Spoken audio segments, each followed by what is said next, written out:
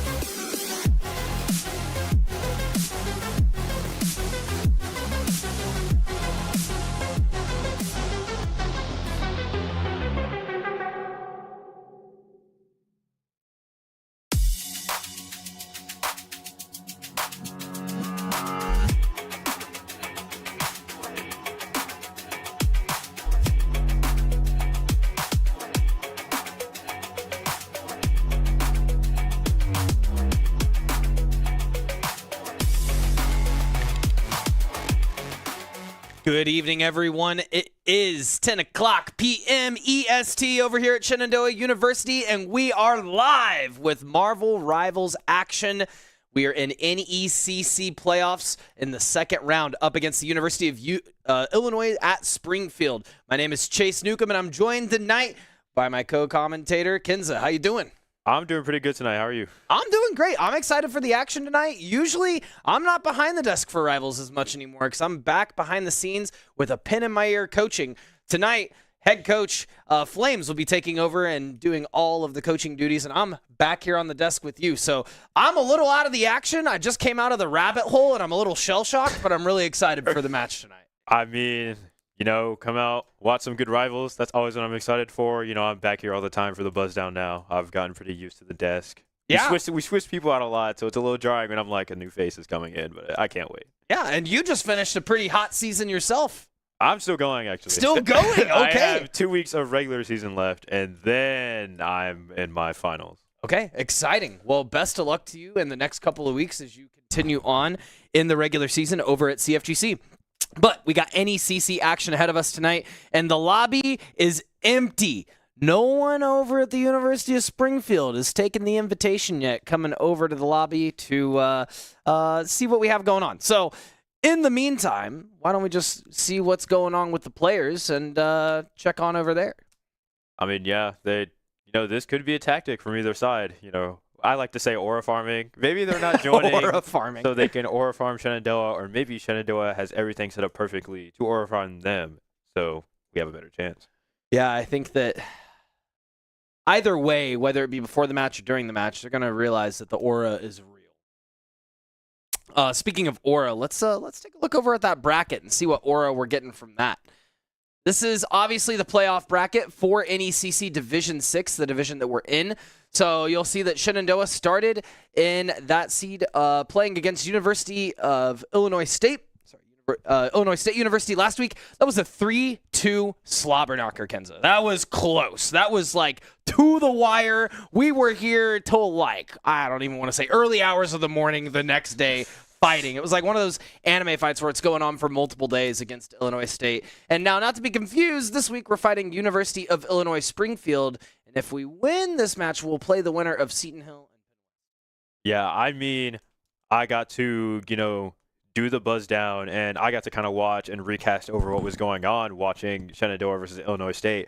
And the entire time, I was like, my heart was clenching. Everything was like, oh, man, this is a close game. So I'm pretty excited to see any improvements from that and how they move into playing against University of Illinois at Springfield and showing some new stuff.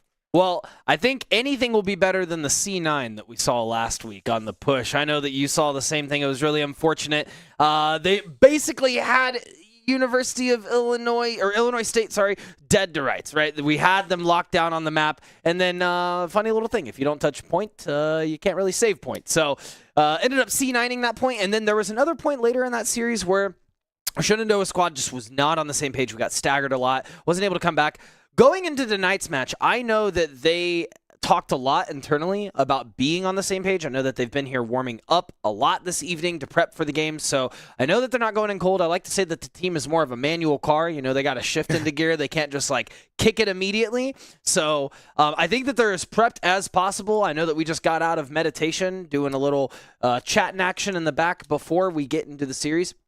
But now that we're here, let's take a look at the head-to-head between us and USI. What are we looking at here, Kenza? So we are looking here, if you look right at the Series 1 and the Series lost right now, it could be a little scary as University of Illinois at Springfield is currently 8-0, while Shenandoah is currently 6-2.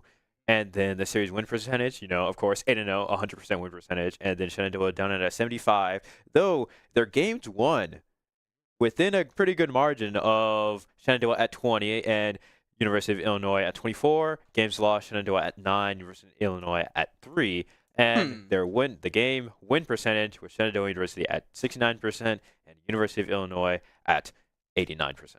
Yeah, Shenandoah definitely has more games up on the scoreboard because we're usually going the distance in our games, whereas University of Springfield, a lot of their games have been 3-0 sweeps. Let's take a look over at the Division 6 rankings real quick, if we have that up. Oh, never mind. That was a misnomer on my end. However, looking at the data in front of us, that game win percentage, Kenza, can be a little deceitful. Just in the sense of 9 games lost means that we've lost 0-3 or lost 3 games 3 times. That's 3 sets, right? So we know that to be true with the series. So when we're comparing numbers, I feel like Scott Hall right now, the wrestler, where he's doing the addition and the numbers and all the adding. But regardless, like when we're looking at the stats, yes, University of Illinois at Springfield does have an advantage, but it's not by a significant margin. It's beatable.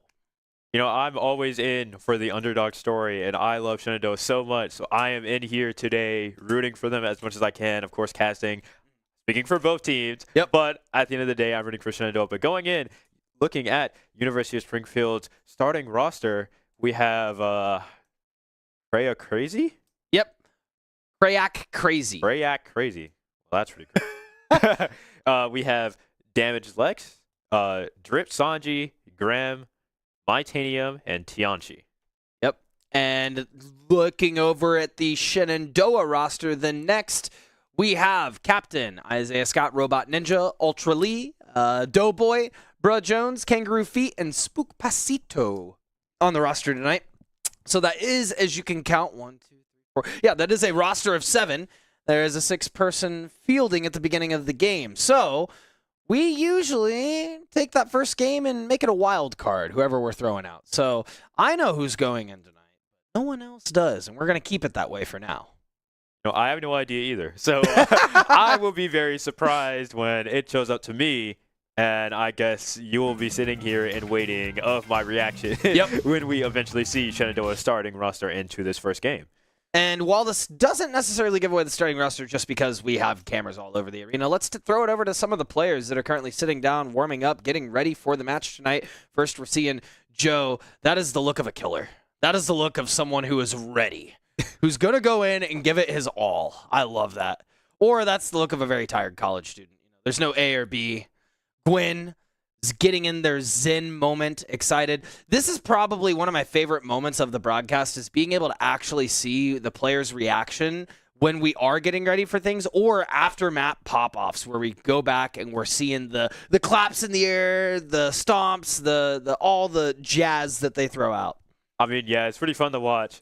Coming from someone who's a more like softer like winner, you know, when I win, I'm like, okay, gotta go to the next match instantly. But I love watching the reactions when I'm in the arena too, or watching the casting going on, just seeing them hands in the air, everybody's surprised. But now, just being able to, it feels like I'm kind of face to face with these people. And usually I hang out with them outside of things, but like now it's like I'm seeing them really in game time. I don't get to see them front to front because I'm like, you're locked in. I can't walk up to the computer. But now it's like, I'm watching to see how they get in the zen, how they get in the game. Yeah, that is incredibly special too, both being friends with folks on the roster and then in a professional sense, be able to cast them as part of the same program.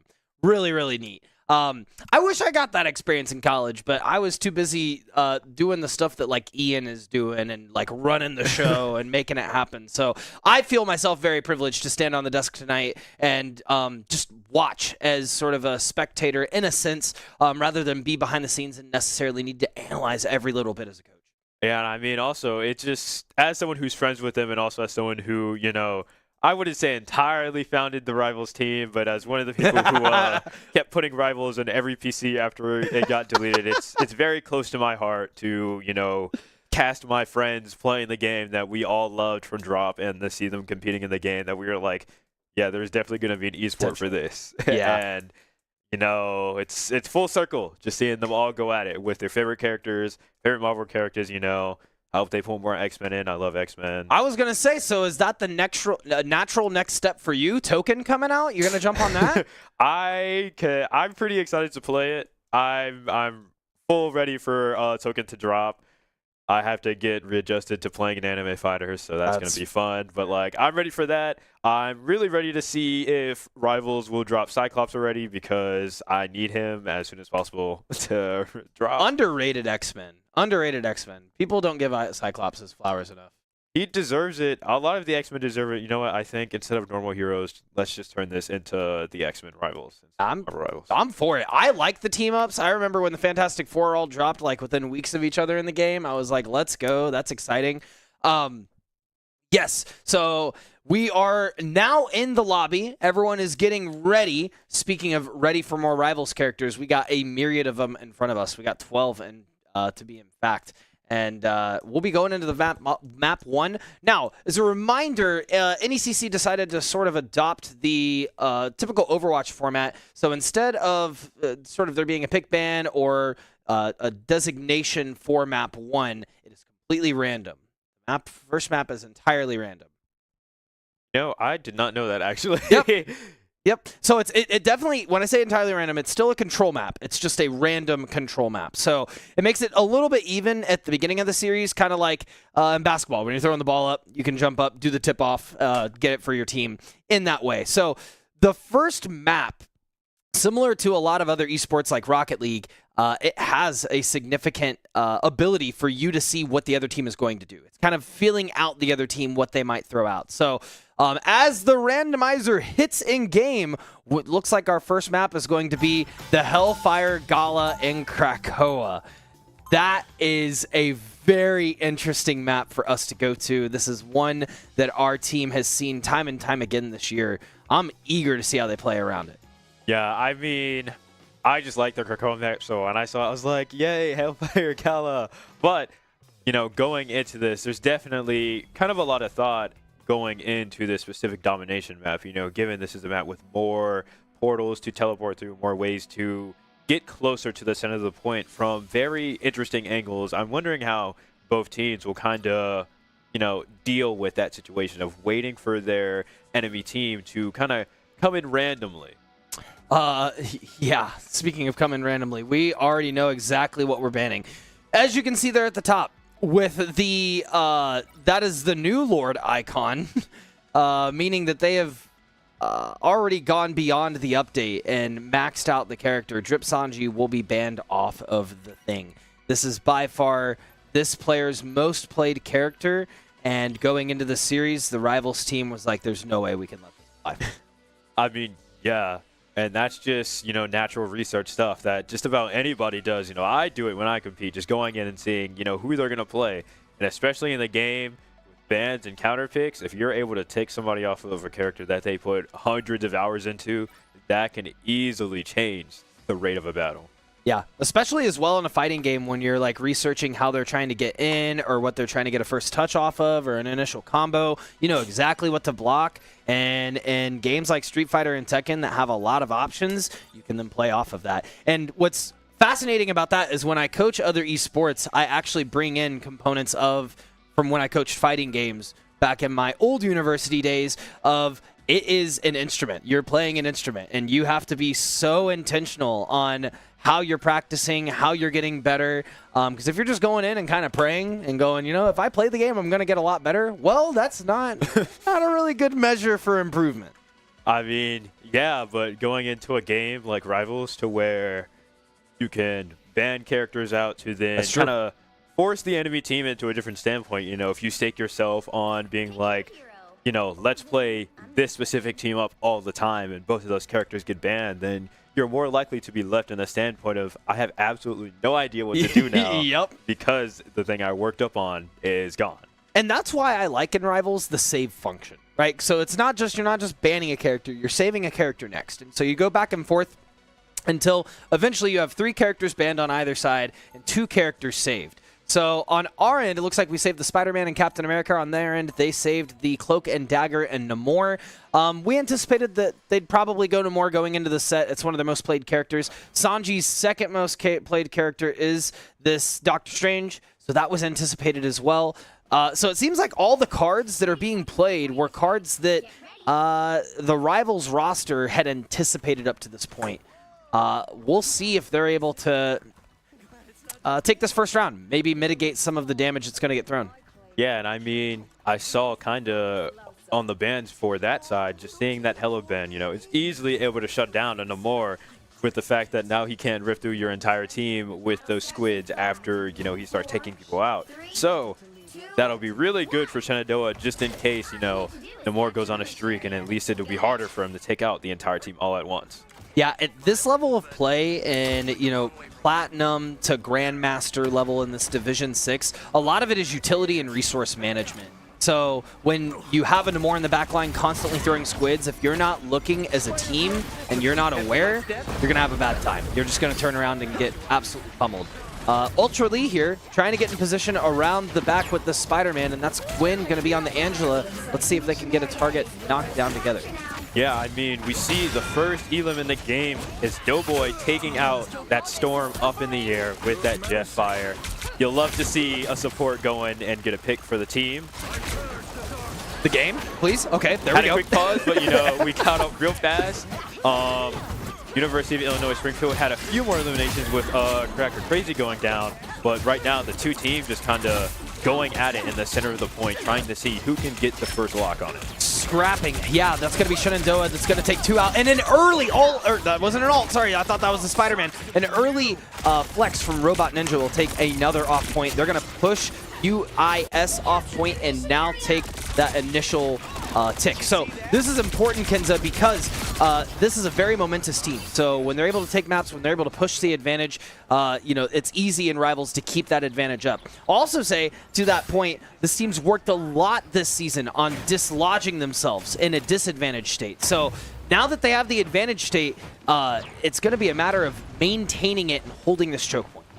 Yeah, and I guess the best thing that you can do is try not to get staggered too bad. We notice in Rivals, the more that you're left without a team, especially with 6 people instead of Overwatch having only 5, it can be real detrimental if you're constantly having to wait for, your game changer, waiting for your tank to come back in.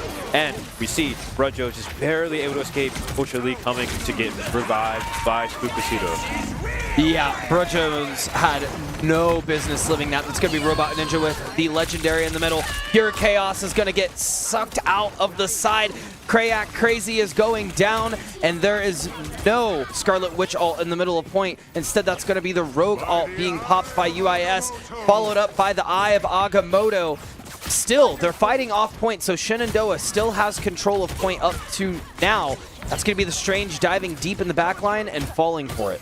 Yeah, and Shenandoah right now doing a really good thing of holding on to their ultimates, not all dumping once in that fight. And as we can see here, Brudjo's going in with this Captain America ult, just trying to run around and, what I like to say is be a fly around the point, stall time and make sure the team can get back, and using that ultimate to extend the purple health, the blue health, to make sure he is good.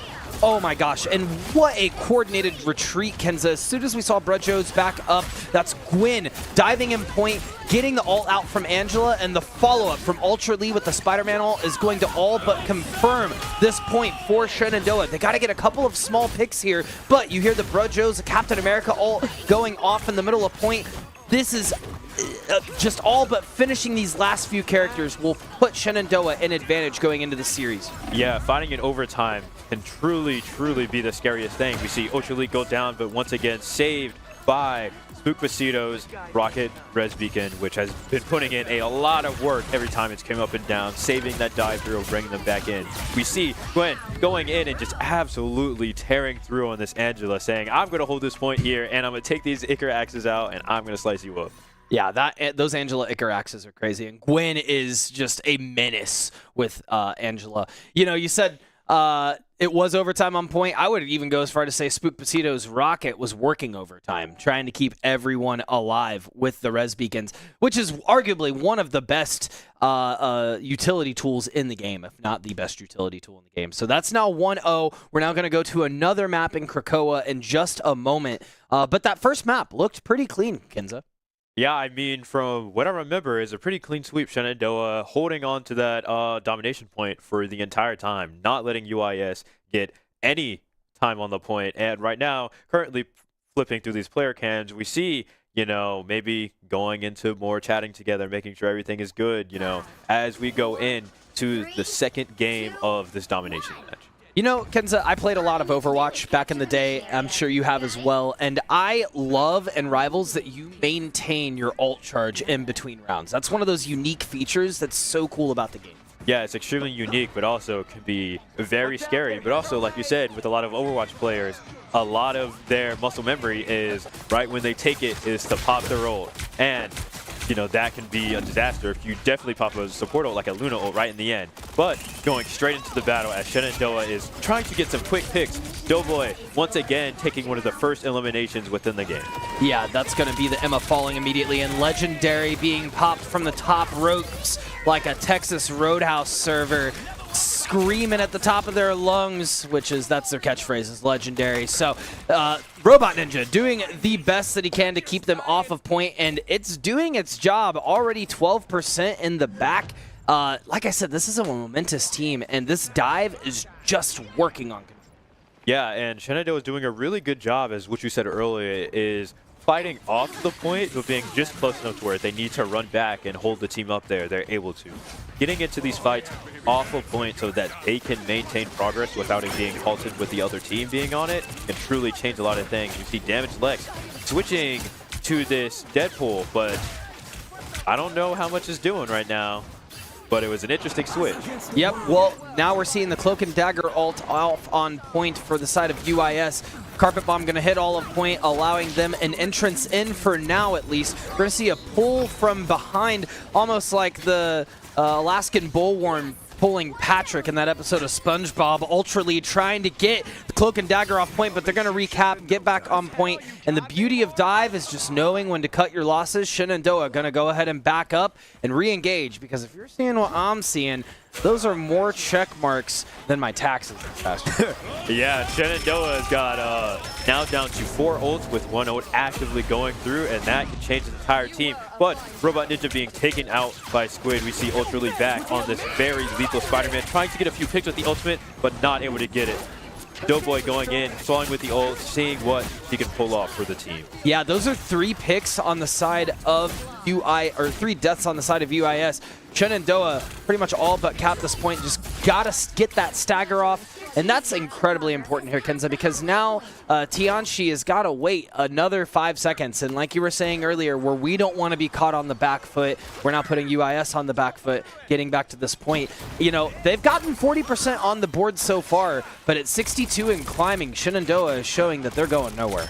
Yeah, like you said, Shenandoah's progress is climbing, and slowly everyone's back building up to ults. We see a rocket ult pop from Fukushiro to, you know, let the team enjoy that amplifier to get a lot more. But we see an amazing pick come from that rocket, stopping Psylocke from ulting right when she activated it. Yeah, that rocket machine gun go burr when you're hitting those headshots, and we see that happening. The Mantis ult now coming out from Grim 007, and they immediately target Grim, taking them out, not only taking a support out of this entire fight, but stopping the ultimate from leaking through. So now we're seeing Robot Ninja ult on point. Brud Jones is just causing a mayhem, and Shenandoah is looking incredibly strong, knocking UIS off their throne in this first game, taking it. Yeah, I mean, momentum is really the name of the game, given what I just saw there. Shenandoah doing a really great job of picking the enemy team off, going in right after, making sure they take the people out who are ulting before they can get value off of it. And we saw a clean 2-0 in this first game in domination. Gwen coming out with the MVP of the night. You know that she's jazzed about that. You know that she's so excited about that. She loves playing Angela. The moment she saw the MVP, I'm sure she was swinging her hands in the air. Woo! And just look at that stat line. Oh, my Lord. Robot Ninja went on a tear. 4 deaths, 26 eliminations. That was a heck of a game. Heck of a showing. Yeah, and I mean, all the medals just under Shenandoah's side kind of can really tell you just how hard this team's been working, and all of them, no matter what, putting in the work in, and especially Brud Joe's not going down a single time during that entire match with 0 deaths. That is the power of backing up in a team-based shooter. It is incredibly underrated, and it's something that we talk about a lot as a team. If you're going to play dive, and your whole focus of dive is mobility, then why would you just go all in and die on point when you can just back up a little bit, get with the rest of the team? And Joe understood the assignment going into that game. Now, We might see some changes. We might not see some changes from either roster. They do have Leal Espion just kind of sitting in the back line, so they might throw someone else in. And on our end, we got a 7th player. We might swap players in and out. Who knows? Truly. Yeah, and I mean, at least what we're definitely seeing a lot of smiles from Shenandoah as we go into Game 2, kind of feeling themselves, understanding like, hey, we got some good momentum. Let's keep playing good and feeling good. And, mentality is a really strong part of any competitive video game. I think Bruce Lee said it once, but it's, you don't want to put any negative self-talk out there because your body doesn't know the difference between the energy. It becomes a self-fulfilling prophecy, is I think what the man said, and I also agree with that same mindset. And, it's so nice. Like, they say pressure, diamond's made under pressure, and that's true, but, a lot of other minerals are just made from natural elements, and if you don't need the pressure for it, man. So going up 1-0 in the series, incredibly of a nice big relief going into the rest of the series. Yeah, I mean, that's all it takes is one game win to feel good. Now, what Shenandoah does have to do, though, is that, just in case something bad goes on, making sure they latch on to that good feeling that they once had. Going down once in your mind and beating yourself up can instantly change your gameplay and cause you to make a lot more mistakes that, in the long run, can mess up the team. Yeah, I think this season, especially with a lot of these players, it is their first time competing ever in a competitive sense. And so in the fall, it was learning a lot of the ropes, getting used to it. Everyone loved playing the game, so there was no issue with that. Going into the spring, especially towards the end of the season week, right around before, during, and after spring break, we just started getting in our own heads a lot as a team. Trying to learn other comps. Like I said, at this level, it's a lot of utility and how you use it. So learning dive utility versus brawl utility versus poke utility. And it got to the double header leading up to playoffs. And we just said, you know what? Throw everything out of the window. Operation Find the Fun. We're going to find fun. We're just going to play fun tonight. We're going to do what feels right. We're going to make smart plays, but we're going to follow our heart, let our brain be our guide. And since then, I got a 3-0, a 3-0, and then last week, a 3-2. So I think Operation Find the Fun is working. Finding the fun is probably the best thing to do just about anything. So now, going back in, Shenandoah taking the first win, 2-0 on Krakoa as we move into, I think it goes Control, Convergence, and then Control, Convergence, and Convoy. Yes. So now we go into our Convergence on Central Park, which I like this map a lot. As a New Yorker myself, when every time they drop a map anywhere near New York, I'm like, oh, cool. Let's see, what this is going on. But what are some things about the Central Park map that you think maybe both of these teams need to watch out for? Yeah, that's a great point. I mean, on the first point for Central Park, you can go around that backside, and if you have a flyer or like a Spider-Man like we do, you can go around that backside, get some really nice picks. We also have an Angela, so there's a lot to be had. There's also the bridge on the front. You can destroy that bridge and get high ground pretty early if you have characters that can get elevation. So there's a lot of ways to crack this egg, and honestly, I'm not sure if they've picked yet, so I'm gonna wait. They did pick. Okay, perfect. Just looking. This is a map that we've played a lot. We know this map. We like playing this map, so smiles all around on our end. I'm beaming behind the broadcast. You can't see it right now, but yeah, Central Park, certainly one of our strong suits. So if we know that they take us on this map, then we know that they got some sauce, because we've had a lot of success on this map this season. Yeah, I mean, being brought to home court could definitely be interesting, seeing if they'll take you to the place that you're really good at, really comfortable with. And, it would be a pretty strong choice, but Shenandoah right in. They don't want to see the thing. I don't want to see the thing either. Once again, ban first thing. Here's the thing. No. That's what they said. Here's the thing. No.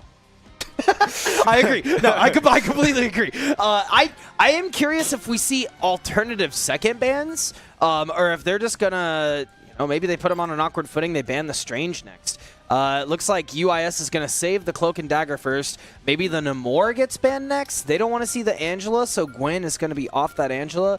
Wow, I wonder what Gwen is going to play. As I mute my mic and tell you that I know who Gwen is. next because I know exactly who's going to play. Gambit ban, pretty good. I mean, both teams have multiple Gambits that play, so it would make sense. We're going to save the Invisible Woman, and they're probably going to save the Namor. As we all wait in anticipation and we claw at the armrest of our seats to see what UIS saves. Pondering the orb, pondering the orb, pondering the orb. It is going to be a Namor save. Yep. I mean, when you're that comfortable on a character and it's this strong in the meta, why would you not want to save it? I think they were maybe deliberating probably the Rogue. That could be another ban that we see on the side of Shenandoah. But they're going to ban the Rocket. They did not like the Rocket. Yeah, I mean, for good reason. Getting in those res beacons, saving our duelists, but being a Loki ban instead of a Hela ban. So there may be a chance Shenandoah might walk into a Namor Hela. I'm like cocking my head right now because Drip Sanji is still locked in as the thing. There we go. I was like, what is happening? How are they even able to lock in as that character? It's banned. I'm over here tweaking a little bit like, oh, please don't. How about we not? Yeah, he went into the files and hacked the game. Sorry to tell you this right now. Dropped the Doctor Strange files under the thing and the thing under the Doctor Strange files. So actually I'm a Marvel Rivals developer and I said he could, so I'm sorry. Oh my gosh. But now we see Shenandoah probably walking into a pretty hard comp to deal with as we see the infamous triple support lineup that is known and hated by all Rivals players. I would say, I don't think that they're going to be hard-pressed by this, nor do I think that they're going to be surprised to see a triple support.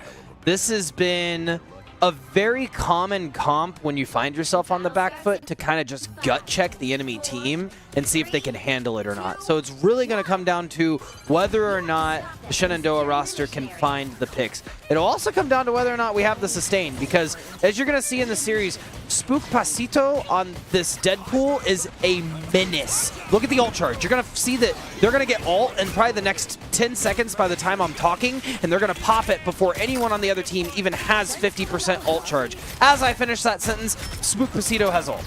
Yeah, I mean, just the way that Deadpool is able to kind of go in, build up those ranks, and get ult a lot differently than everyone else. And with someone who is as adept with Deadpool as Springfield is, I am not surprised to, see them going in, getting straight to S rank, and essentially taking value off of an ultimate that can pop within the first, 30 seconds of the game if you use all the abilities correctly. Yeah, even going to point, jumping on your allies' heads, like getting the minutiae micro of the character out. Spook Pasito does a phenomenal job of that. So you're going to see constant damage being thrown from the back line as Kangaroo Feet will be on this Punisher and just lets it rip. Where the team kind of locked in mid-season, Kenza, is what you brought up in the last game, which is the target calling. They know to dive a target, and they are very adaptable in what targets they're going in on. So when you have fast pacing like Spook Patito on this Deadpool, they're going to make quick work of frontline or backline, depending on the call. Yeah, and I feel like that also takes a lot of just listening and understanding your team. We see a Cloak Dagger running around with the ult, but Brudjos throws the, I guess now with how fast it goes, the railgun of an ultimate at it and dropping it. But we have a lot of ultimates going on. I'm just as overwhelmed as anybody else as Shenandoah comes out scrapping. Doughboy with an absolutely insane 4K. Unfortunately, that was not Doughboy. That was Krayak Crazy on the side of UIS, who grabbed everyone with Jeff. Kangaroo Feet could not find them. They went to the side of the point and they spit everyone out off the side in the midst of the chaos. Oh, I was not paying attention. I also, for a second, thought that it was one of our players because of just how chaotic it was. And then I saw the kill feed and I went, oh no, oh no. Yeah, so that was definitely detrimental for Shenandoah. I was back here talking a big game. Unfortunately, I was talking the wrong game for the wrong side. Hand of accountability. But going back in as they are now actually scrapping, surely Shenandoah is pretty peeved after having a play like that get off on them. Certainly they've got to be, but this is a great choke point to hold. We're going to see Gwen diving the backline with this Doctor Strange, trying to find a couple picks. Going to find one. Kangaroo Feet going to find a pick, and another, that being Drip Sanji. Not going to be the left hand of Luffy this time around. So holding the corner point, this is a great spot to be in for this map. They're definitely going to want to play around this building, and you're probably going to see some flanks taken just due to the cover of the buildings around them.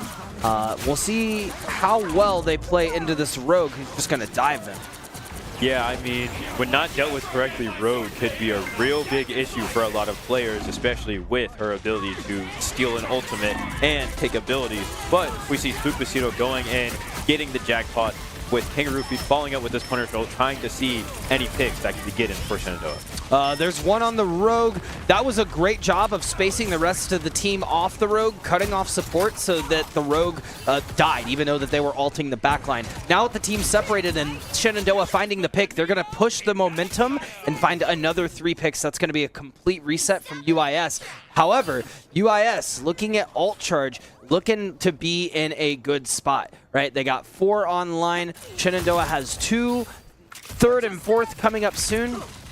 Something I want to note is Robot Ninja on this Elsa. Robot Ninja has found a lot of success on this character this season, and the ultimate is just too good.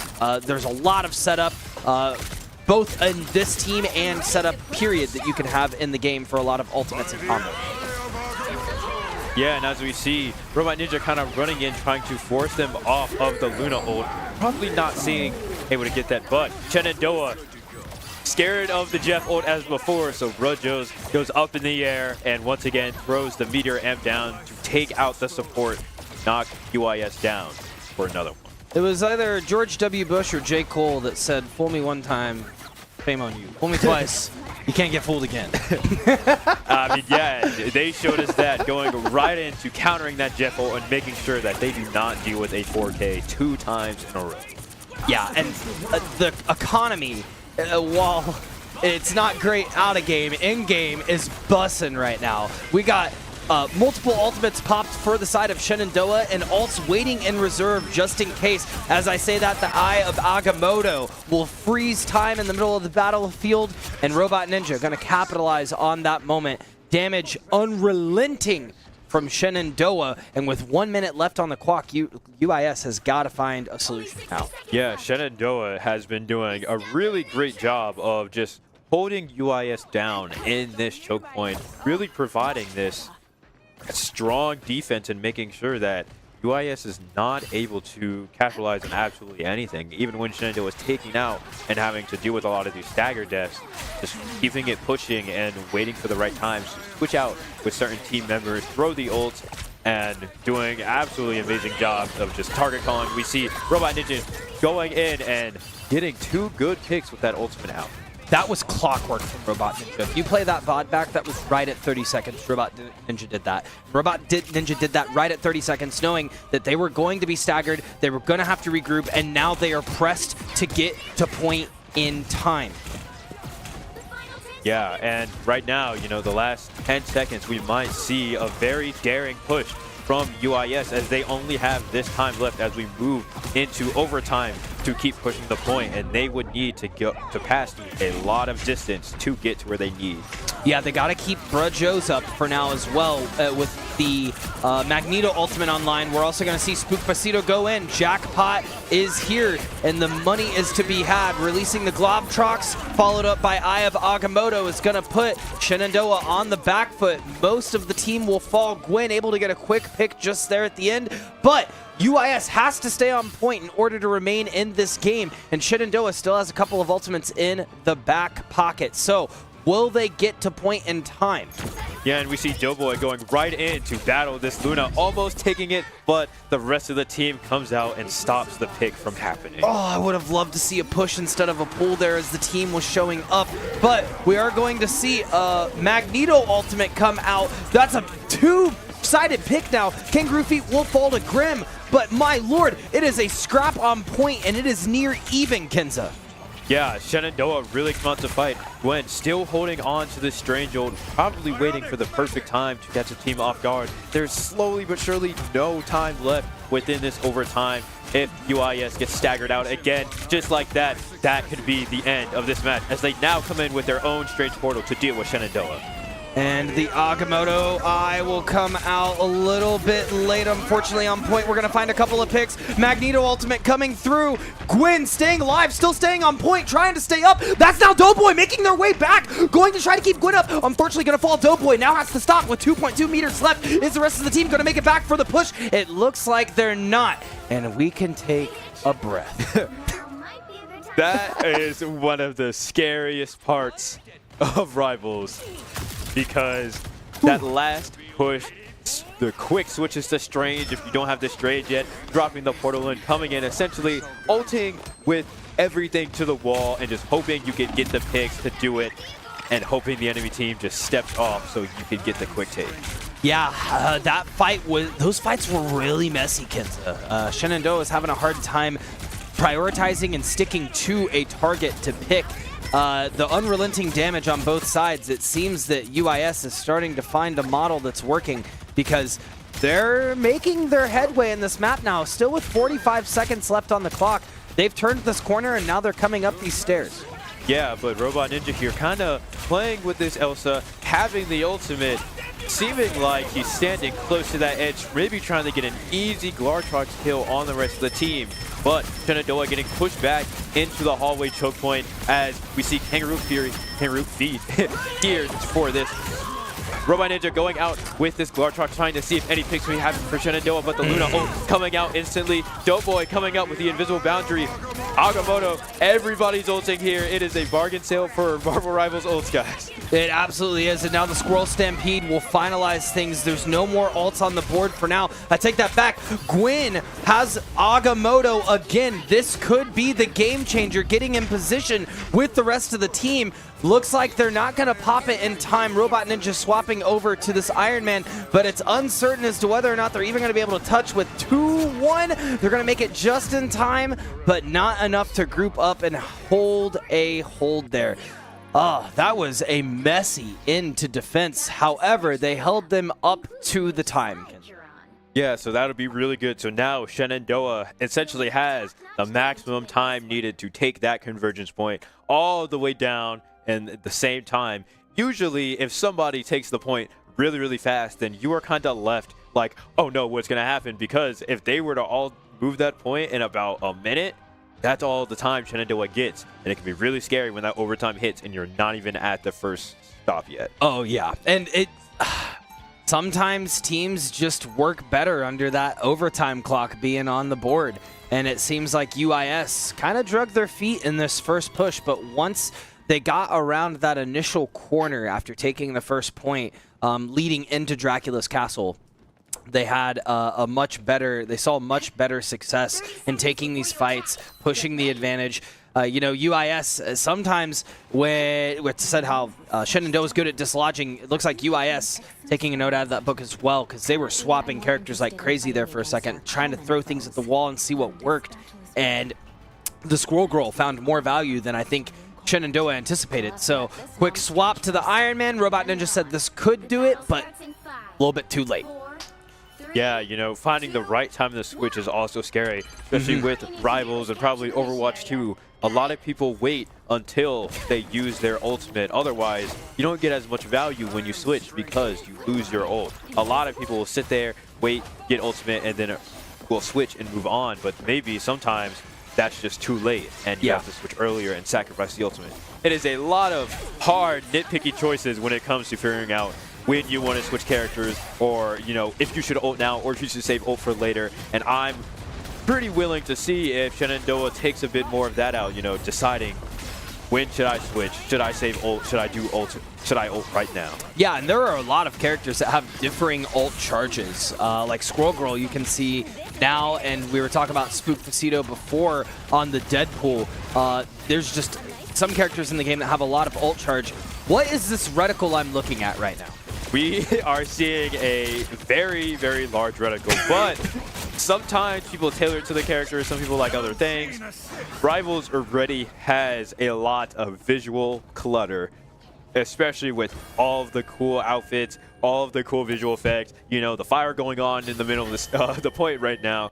Sometimes you don't want to have a large reticle because, especially with one that's yellow like that, impossible to see what's in front of you. You don't know what you're shooting at. SMH my head, man. I've seen people who literally play Penny and their reticle is just a box in the middle of their screen.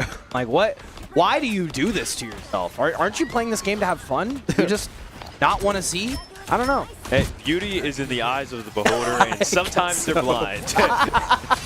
I like that. Shenandoah Kangaroo Feet switching to this Blade and getting a quick pick. And with Blade's recent buffs, it has really brought him up in the line in competition. I've heard a lot of Kangaroo Feet switching to this Blade now, and it is probably going to do really good into some high output healers like this Cloak and Dagger and Luna. Heck of a thought. Imagine if you have a sword, you have a little bit more reach. Who would have thought? The developers didn't originally, but now that we're at this point, they said, you know, it might be a good idea if we give them a little bit more range, make them viable. Yeah, you know, just about any buffs or nerfs can either take a character right into the meta or take them out. We see Brunjo's just running in with this ultimate, making sure his team gets the ult charge from behind him, and Shenandoah is putting on a really, really strong push. But we see Agamotto coming out from the other team, but so far, so good. Shenandoah has not dropped anything from that, shaking that ultimate off. Oh my gosh, and with them relying on this triple support, this is one of those things I was talking about as a back pocket play before, Kenza. We saw Kangaroo Feet last week pull out this Blade in Game 5, and it just shattered all expectations.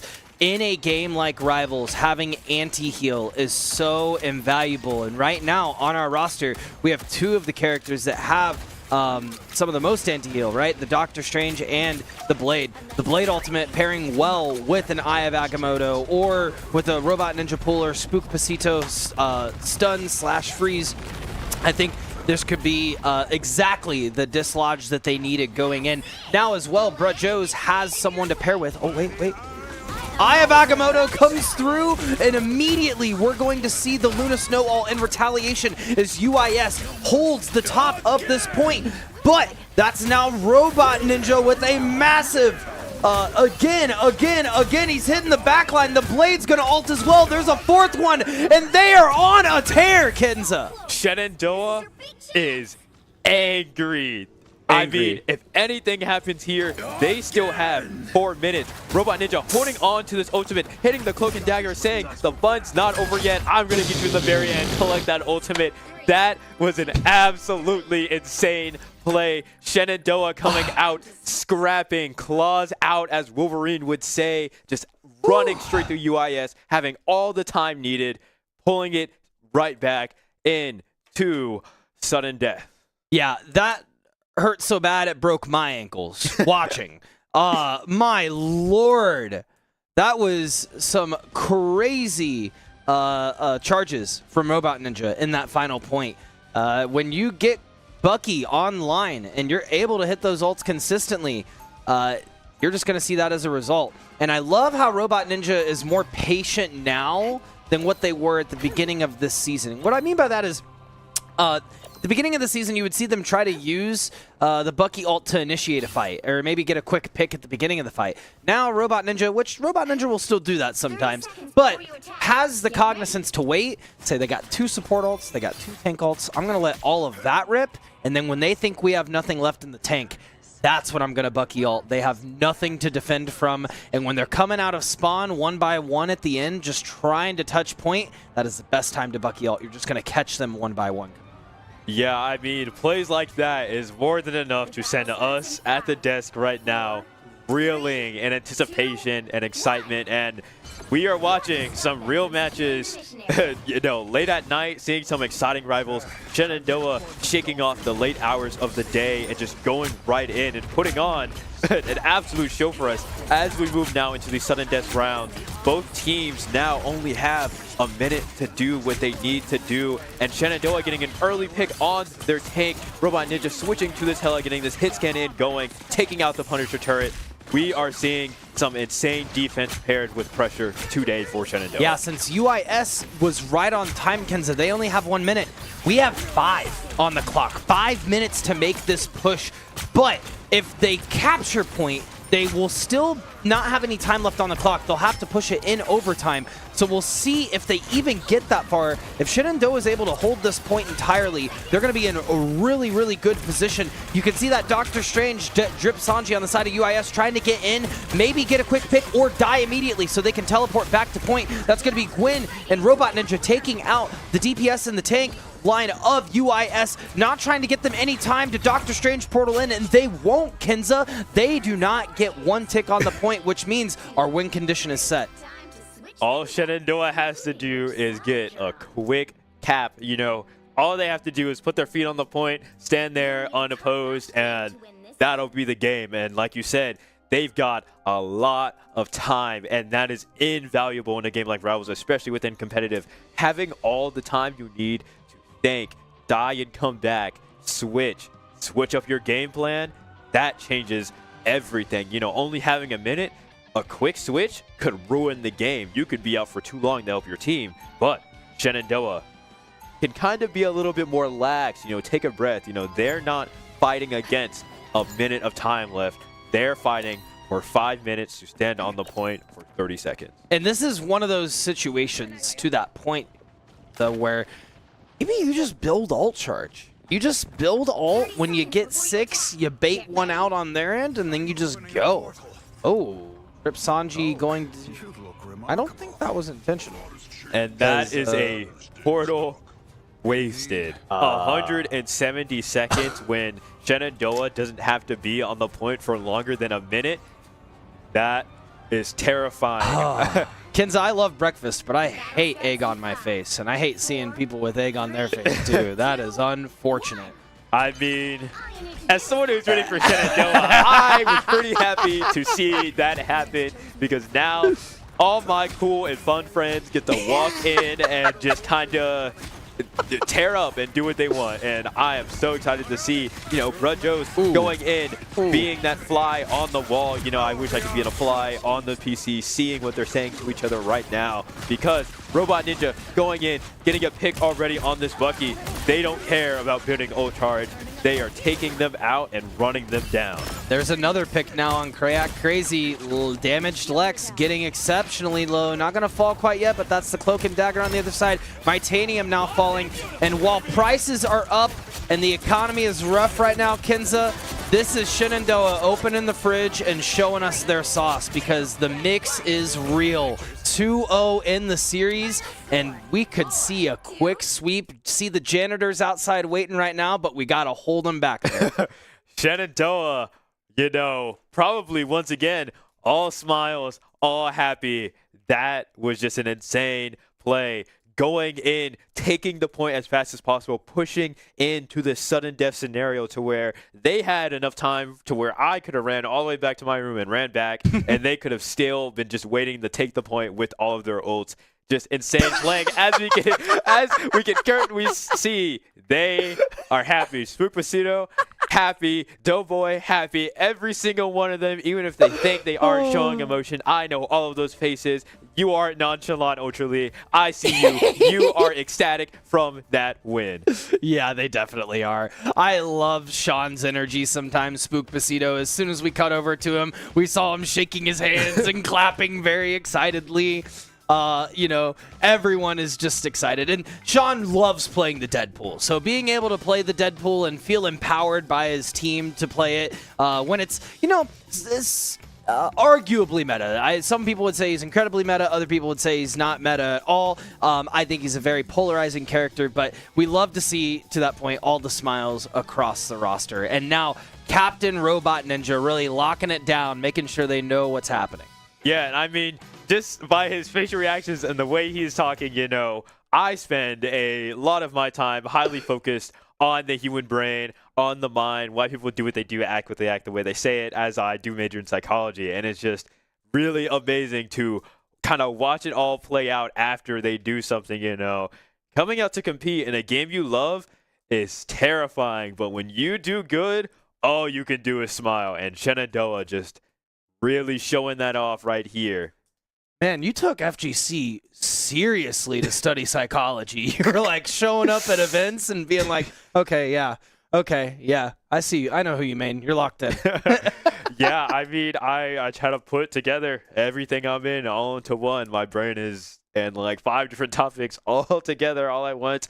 Rival, Street Fighter, Tekken, psychology, CFGC. I hope not to see you on any playing field of any of these games, dude. I'm a monster of my own right. I am a sleeper pick, but I do not compete on the Rivals team, so you'll never know. Yet. But if you need an emergency sub one day and I'm around, you might see You'll Kenza. know where to find me. You'll see Kenza on the roster, playing a Wolverine, growling like I'm an animal. Love that. Just like all the Playing memes. animals in the background. Just like all the memes of the wolf ripping the shirt open. That is what I live in, what I do.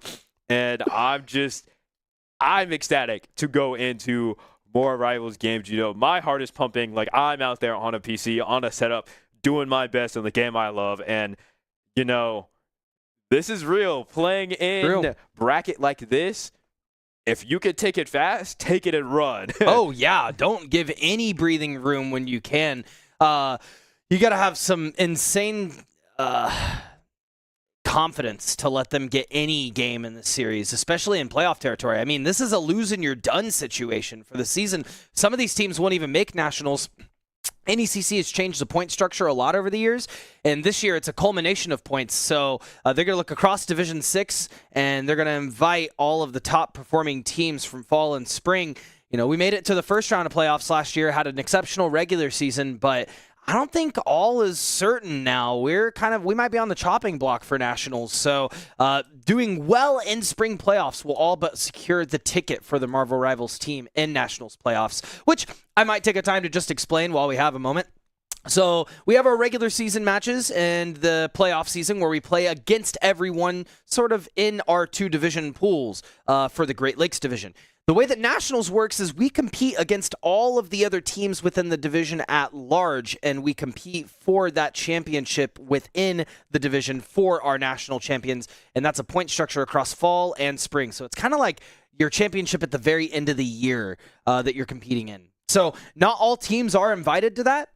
Most teams are invited or qualify for playoffs, but Nationals is a thinner a bracket to make it into. So we'll see if Shenandoah is able to make their first run. I want to reiterate again, if they make a nationals run, this is this Academy's team first time competing ever this year. And for many of these players, their first time on an esports team, period. So that would be such an accomplishment. We got a couple of seniors on the roster as well that came into the esports program late. So it would be really cool to see them get their flowers at the end of the season, move on to nationals. But we are getting ahead of ourselves, obviously. We have a great showing tonight, and I'm super eager to see what's picked for Convoy.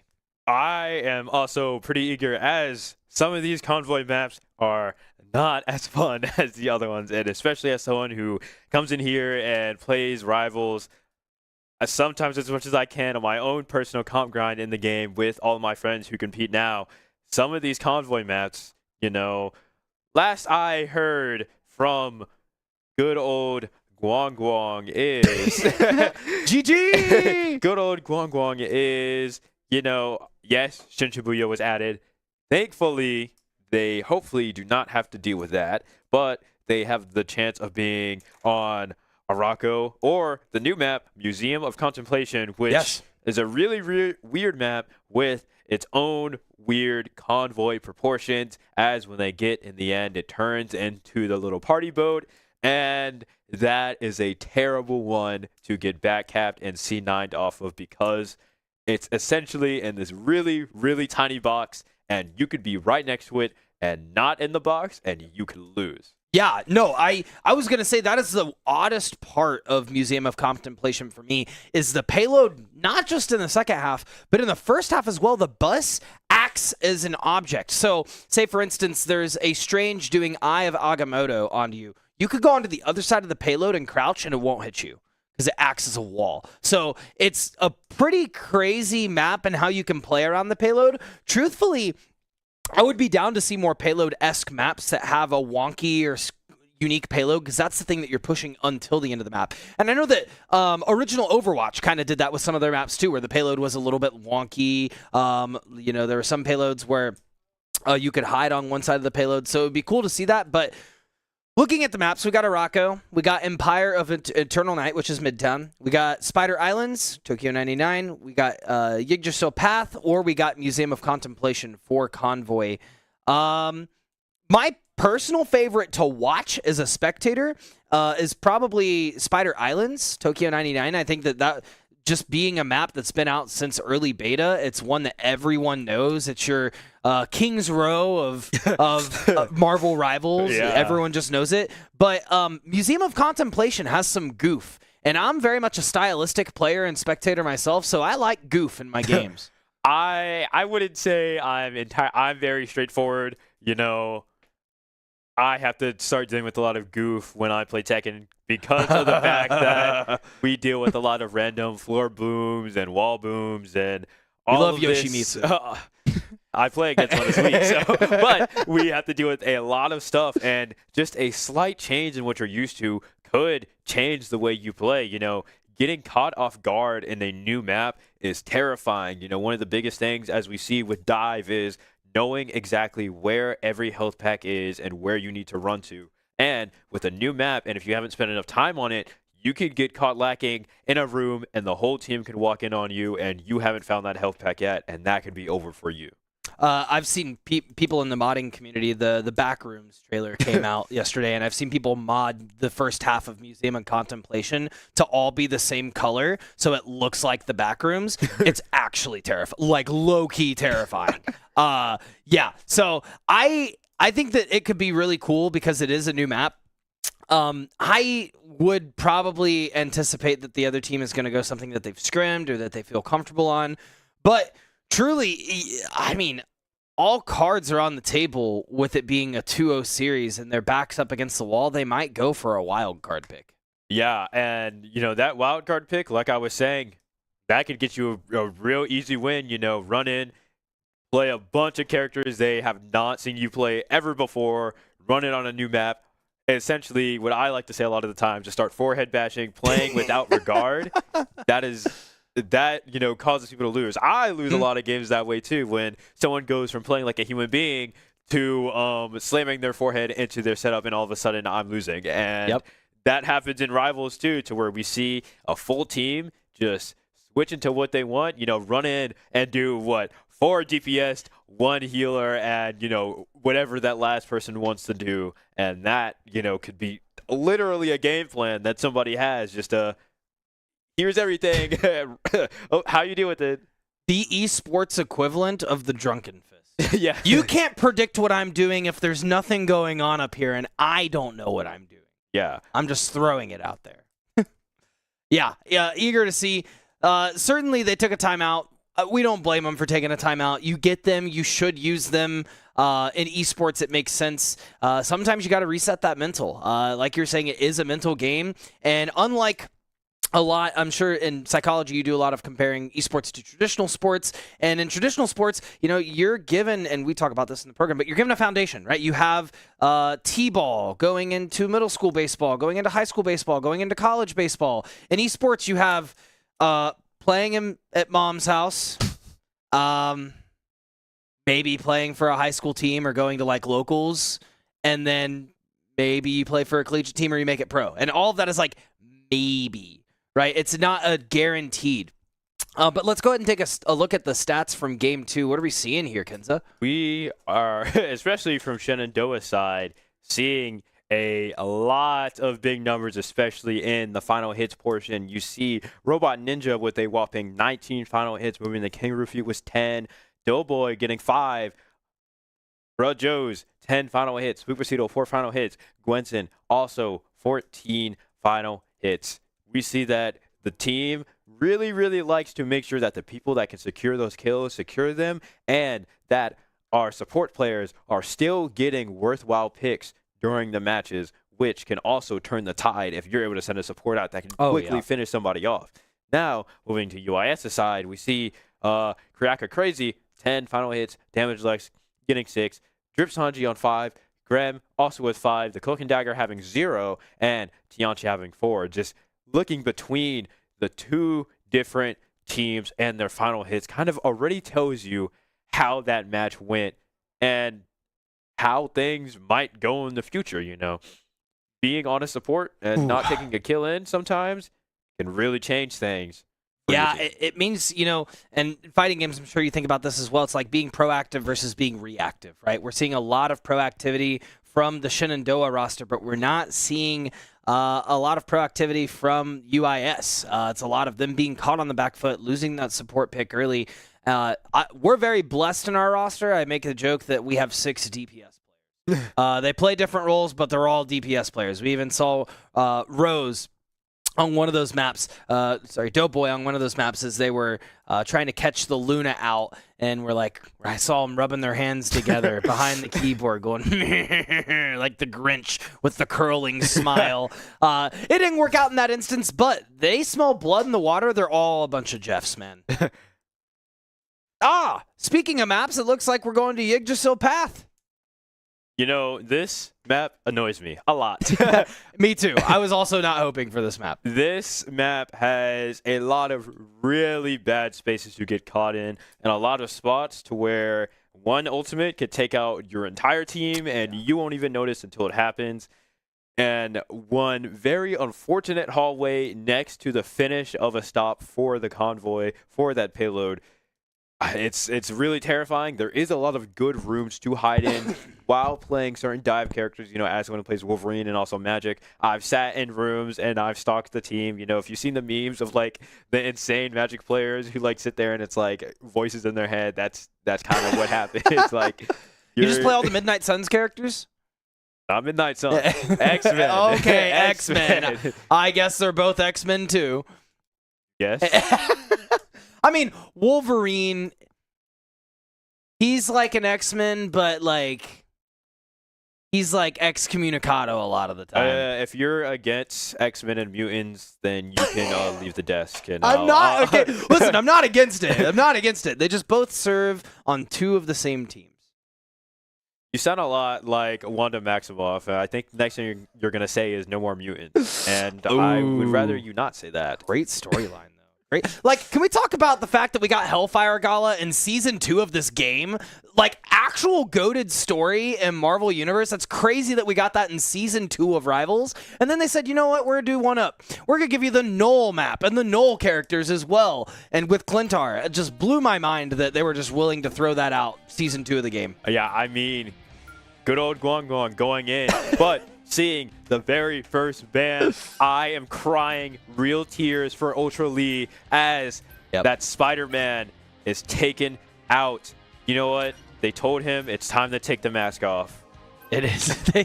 They forced him to take the mask off. Let's hope he doesn't find any of the Sinister Six in a sewer. That's a Civil War reference. But Ultra Lee has been preparing for this all season. Ultra Lee's going to be ready to play couple of different characters, I'm sure. The rest of the roster, though, pretty locked in with their other characters here. And interestingly enough, we're going to see an interesting save on the side of Shenandoah. The cap's going to get saved early, as it's been a thorn in the side of this UIS roster pretty much the last 2 hours. Yeah, and, the cap being a bug, like I keep saying, because it's just that annoying. And even when they tried to put him in a wheelchair and slow down that mobility, he still does the same things. Look at my guy sensei in that wheelchair. Yeah, running around, throwing the shield at you, jumping up and down right when you think you've got him. He pops that ult, and Shenandoah has shown that Bruh Joe's is the perfect embodiment of Captain America here tonight. Yeah, and then we're going to see the ban on the Gambit and the save on the Bucky. So we're going to see Bucky Cap in the front line. We're back in 2016 and second Captain America movie. They're not going... I'm sorry. Huh? They're not going to save it all? Maybe it was a team thing, maybe miscommunication on UIS's part. But, viewers, if you don't know, giving up a protect like this, especially in what could be the make or break game for your team, not saving someone that you probably really, really need, could change everything. And Shenandoah could capitalize on the fact that technically, in some ways, that does count as just another ban. It does in some ways. Yeah, because you're leaving another on the table. They're going to go ahead and ban out the Magneto here. Interesting. We've not seen a whole lot of that being played. And what we're seeing locked in is something that I had anticipated going into the series when we were looking at Drip Sanji's top 3 characters. Drip Sanji in our research plays 3 characters, right? They play the Thing, they play the Strange, and they play the Mr. Fantastic. And unfortunately, Mr. Fantastic in our roster, my pin exploded back here. Jesus. Mr. Fantastic with our roster, we do not, it's hit or miss. We're either dealing with him and he's not a problem at all whatsoever, or it's like, why will this big stretchy guy not get off the point at all? We can't get him. So, thankfully, we have a couple of characters here that can burst very fast, and we might see it not be a problem. Especially as UIS is going to go back to a double support model with 2 tanks and 2 DPS instead of that triple support that they were running. Yeah, seeing Shenandoah come out now, seeing some of their, essentially, from what I know, some of Shenandoah's best characters they spent the most time on, there is a chance that we could be looking to just mow them down. We see Bro Joe's trying to aura walk in the darkness. You know, looking like Guts from Berserk back there on this Captain America, just really trying to see what they can do. We have Robot Ninja in the front on this Bucky that from Season 0 has been known to take names and put them on T-shirts. Yeah, and holding this corner well. This is the corner that you want to hold on Yggdrasil path. All stoppage that you can get on this payload, stopping on the payload when you can, making sure that they don't get any value. That's going to be the name of the game here. Brojo's jumping around, not going to quite get picked, and you'll see UIS not very quick to turn for this cap, so they're going to probably crawl at a pace here to even get up and beyond this hill. It's going to be a matter of who gets the first pick. Yeah, and right now it's kind of hard to tell who's going to get the first pick. Shenandoah doing a really good job of making sure they go in, heal their tanks. The picks happening. We see Supercedo going in with this early ultimate. Shenandoah absolutely ripping through, getting 3 kills to start with, taking this momentum, taking yet another kill. Shenandoah, like I said, is looking to mow them down, and UIS just not able to deal with the pressure as Bro Joe's goes in and gets another pick to bring another staggered death on UIS's side. Yeah, Brother Jones, to your point here, is just completely on fire, Kenza, and I love how fast to the trigger this team is now. As soon as they get that initial pick, it is like a rolling boulder, and the other team, well, they're a Sisyphus, just pushing it back up the hill for it to fall down again. Yeah, and as we see, once again, Shenandoah doing a really good job. Their team pulling out. Doughboy, unfortunately, having to deal with the whale to the face, being taken out. That was unfortunate to see. Shenandoah down a support, but Robot Ninja going in, getting a nice headshot on. Everything's happening. Everybody's ulting. Robot Ninja trying to go in to get a pick while the Emma Frost is ulting, but unable to find it as Shenandoah is now their turn dealing with stagger deaths. We see yet another interesting reticle, at least to me. Ooh, and we're gonna see this cap is gonna come back and try to stall for a minute. I'm curious to see if Gwen decides to port the rest of the team in, since we do have quite a few here that can stall. There's the port, I called it, and as I say that, Spookposito gonna use the jackpot on point. We're gonna see the Cloak and Dagger roll from the side of UIS. Mitanium try to get some value here, pulling the carpet on point. Now that's going to be Doughboy trying to get this Angela off map. Unfortunately, not going to find it. And the rest of the team finding themselves on point. That'll be an Eye of Agamotto from Gwen to pretty much halt all progress. Tianchi going to find a pick on Robot Ninja, but is it going to be enough? Because the rest of Shenandoah is here and they're ready to fight. Yeah, Shenandoah absolutely scrapping, both teams taking picks, being defeated. Shenandoah, unfortunately, starting to lose a lot more, getting staggered a lot more as UIS just keeps taking Shenandoah down, able to push this point to get the first spot on this map. But with only 50 seconds left, Kenza, they held them for a pretty significant margin of this map. They only have 3 minutes to make it to this next point. They held them at that initial corner, right outside of that Coliseum area pretty early. So Shenandoah, ult economy's not looking phenomenal in comparative to UIS, but they do have a couple of back pocket use here from the Black Panther ultimate if they're able to get something on lock. Yeah, and as we see Robot Ninja coming out with this Moon Knight switch to deal with all of the utility that UIS has, you know, Loki with all of the clones and dealing with the Namor that also has all of the octopus, squid, whatever the sea creature that comes out, that Moon Knight is just able to bounce all of the projectiles off of, and that could definitely change the pace for Shenandoah as they're starting to get picks. As Emma Frost getting caught out on their own. 3 kills on Shenandoah, taking out UIS one by one, trying to stagger those deaths. They really know how to look at a person and just laser them down. And I absolutely love Shenandoah going in the kill like a pack of piranhas to a raw fish in the ocean. Speaking of respect to sea life, I think we're getting into semantics if we're comparing them squids to octopi, right? I mean, they're sea creatures on the wall. We don't want to deal with them. They got a lot of arms and they're spitting stuff at us. So I'm completely in agreement there. Jackpot's out. Crypto is high, and we are going in the back line. Deadpool, Spook, Pasito, trying to find some value. Crazy going to find a pick on Robot Ninja, and that's going to be Doughboy now backing up, trying to get away and provide value and healing for the rest of the team as they back up. Gwen going to be incredibly low and fall. That puts them down in a 4v6 with 3 ultimates online. It's probably just best for Shenandoah to cut the loss, back up, and regroup. Yeah, and that is probably one of the hardest things for a lot of Rivals players to do, is to notice that we need to take a beat and essentially give up this spot. But Shenandoah does not care. Doughboy going out to counter that Angela ult to save the team that got tethered.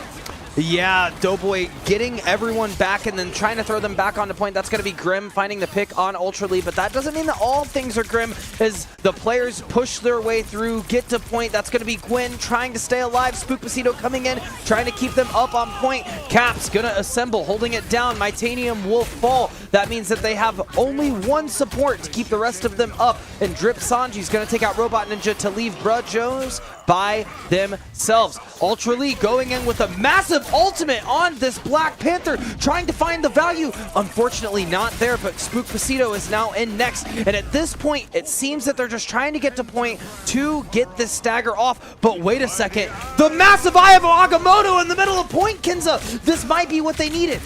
Yeah, Shenandoah really fighting. I was honestly not expecting a turtle there. You know, you kind of expect him to wait, but Shenandoah really fighting, unfortunately running into a lot of damage as Robot Ninja decides that maybe they need to cut their losses with this point, regroup as a team. All of those staggered deaths, it would have been not the most valuable thing to run in with that Bucky against the team by himself. Shenandoah now having to stop UIS with them having about a minute and 15 seconds left to push the rest of this point. Shenandoah once again essentially trying to make UIS use all of the time possible, even if they start taking spots on the point, making sure that they are working for the things that they're taking. Yeah, they're really holding down these staggers, making it very difficult for UIS to continually push. Getting these picks early, it's just a matter of finding the value after the first pick. It seems like they get the first pick and they're not able to find much more. But as I say that, Commentator's Curse working in the right direction here as Robot Ninja's going to find 2 more, putting him on the back foot. 40 seconds left. UIS did not get a great amount of ult charge in that engagement, whereas Shenandoah now looking to have 4 ultimates online. I mean, not even coming into just 4, and we never know just how fast Joes and Gwenson will be able to build these ults with taking and dealing damage. We see Robot Ninja with this Bucky ult ready, essentially hand on the trigger, ready to release at any point. Gwenson getting a quick pick, taking out that Mr. Fantastic. We see both of them having Cloak and Dagger ults on the point. They are essentially going to just dance with each other to see who is going to last longer with this extra healing. We see Robot Ninja going in with the ultimate, taking in one, trying his best to take out this Emma Frost while ulting it, unfortunately being silenced and hopefully not picked. Yeah, gonna back up. Spook Pasito bailing him out a little bit there. That's gonna be an Eye of Agamotto for Bro Jodes, who switches over to the Doctor Strange, allowing Gwyn to move on to this Emma Frost. Being more of a presence in this front line might be exactly what they needed against UIS as UIS begins to fall one after another. It's just gonna be a matter of finalizing these picks on point, not allowing any breathing room as the Loki gets on. The runes are gonna get on point. Give it a little bit of time for UIS, but certainly not enough as that OT clicks down and the Doctor Strange portal comes through, much akin to the end of Endgame. The portal coming through on your left. They're getting there in time, but is it going to be enough? There's one, count them, two down. Bast in control, and the god of all cats and vengeance coming through as now the Black Panther is going to dictate the pace of this final moments of the game. Kenza, the win condition is set. This is huge for Shenandoah, especially that portal. Although it does help the enemy team and brings them out, kind of acts as a physical barrier for a lot of things. It can easily lock you in spot or have you accidentally walking back into your spawn and it closes right then and there. And we saw Ultra Lee was really able to get value off of that small space, just able to keep going through, refreshing gashes, doing damage, sending out the ultimate, and pushing for a lot of momentum for Shenandoah. And now all Shenandoah has to do is get to that same spot with more time than UIS does. And I don't know about you, but my heart is slamming in my chest. I can feel it going straight down to my toes, up to my hair, through my eyes. I am truly, truly nervous right now. You know, okay, there's that guts emote you were referencing earlier, first off. Second off, I feel you, Kenza. You know, I've coached many teams in the past, and I told this team pretty early in this season that, I want to say early in this semester, that it's pretty rare that I have a team that is cohesive, everyone's on the same page, everyone's having fun, there's no conflicts. I've certainly had teams few and far between in my career like that. And it's been really special to see them play this season. So watching them go on to play in finals of their division would be incredible, but they have to get there first. My heart is also pounding out of my chest as we're seeing a couple of swaps win, making their way onto this Hulk. Yeah, but unfortunately something that you probably missed that I saw, Robot Ninja unfortunately stepping out into a minefield from that penny and that early kill happening. Although it did not cause too much damage, it definitely caused some psychic damage to Robot Ninja, having to walk out and be the first thing on the board. This penny, especially on defense, on this map specifically, is a force to be reckoned with. Yeah, Penny can be incredibly annoying here and really detrimental to the Black Panther that we have on the roster, but we're going to see a couple of swaps come out. Maybe the dive wasn't working as anticipated, so they're going to whop on over to a little bit more of a poke comp. Oh, I guess that is a really good thing to note, is that we're hearing from the voice of God in our ear that this Penny is on controller. Pretty interesting. You know, I wonder that a lot of times. You know, I play comp with Doughboy, Robot Ninja, and we'll going through, be watching the death cams, and we'll be like, why do I see RB? And we're playing on PC comp. And, you know, as we can see, down air on a, what it looks like to be a PlayStation controller instead of using mouse and keyboard. Interesting. I mean, if it works for you, it works for you, right? But I mean, one of the biggest things especially is, you know, the resources. We're lucky to have an arena, but also just the fact, the difference in the ability to aim. Shenandoah is very, very privileged in the fact that we have PCs available, meaning that all of our players are able to use a mouse and have the full aim of their entire arm, while the Penny is stuck with aiming with a right stick. And that could change a lot of things. It could, but right now they're holding us pretty firm, and our rivals roster having a hard time getting in and finding the damage here.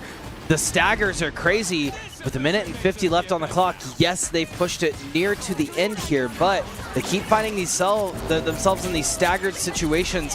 Doughboy getting an ult out on point. Robot Ninja might be this dislodge that we were talking about earlier. We might need.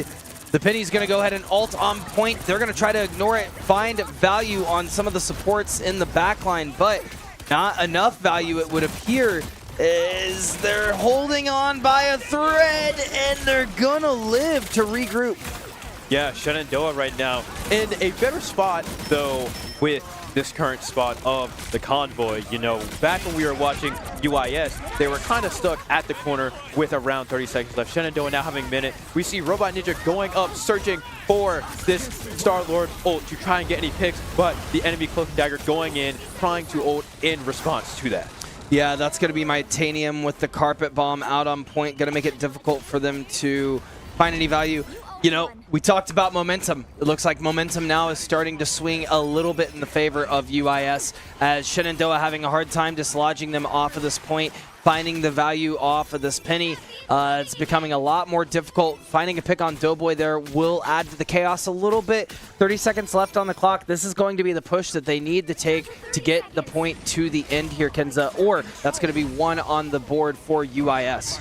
Yeah, Shenandoah right now, especially when you're playing, when you're 2-0 and you're up and you've been having a really good time, it changed a lot of things. We see Ultra League going in, trying his best to get a dive in, but with this Penny and Namor, it's virtually impossible to land in without dropping. We see Gwenton going in with his Emma Frost ult, silencing the Penny, bringing them to some low health. Hopefully Shenandoah can try to capitalize off of everything going on right now, but just health bars are going up as fast as they're going down. Yeah, we heard two really great setup ults there, but we're not seeing any follow-up from the DPS ults on the side of Shenandoah. We really need to see that now in this moment. Bass is going to come through, but it's going to be a tad late, and unfortunately in OT, UIS looking incredibly strong. They only have 2 left to take out, but not if Robot Ninja has anything to say about it. Looking for these final picks here. Unfortunately going to fall. No one's on point, so that will be 1 on the docket for UIS. You really do hate to see it, but sometimes it does happen, and it goes back to that mentality. Usually, you know, a lot of people say, you know, can't stop this train, and the train gets stopped. Now it's down to how Shenandoah deals with dropping a game when they got so close to taking it right there. As we see Tianchi coming in with this MVP on this Namor. And if I'm Shenandoah, I'm definitely going to try to take this time to, you know, take a beat. Sometimes getting knocked off your high horse hurts. Oh, but yeah. the way you come back afterward can change everything. Absolutely, and I think they were not ignorant to the fact of why they lost that round. I think that they're all looking very internally, trying to determine what was the deciding factor there, right? And as a player and competitor, you got to look inward, you got to look outward and say what worked, what didn't, what can we change? Yeah, and I mean, hopefully that is what the talks are going in for Shenandoah as we flock through these player cams of just finding a way to adjust to those changes. And sometimes losing allows you to see what they have to put on the table against you. You know, I try not to give up matches, but sometimes when you give that matchup, you get a lot of knowledge to see how they play into the way you've played and what they switch to. You know, Shenandoah hadn't seen that Penny Parker out, but now they saw it. Now they know how it runs. Now they know how they run with that, and they can take that knowledge into the next game. Yeah, certainly. I think there was a lot of factors that played into how UIS won that I am going to remain from saying on broadcast as the coach. But I do think that Shenandoah can 100% come back here. They're going to need to make some adjustments for sure on going into the game plan. But I agree. The Penny was a lot to deal with, and they weren't able to find the picks as easily when the supports and the Penny were all sticking together.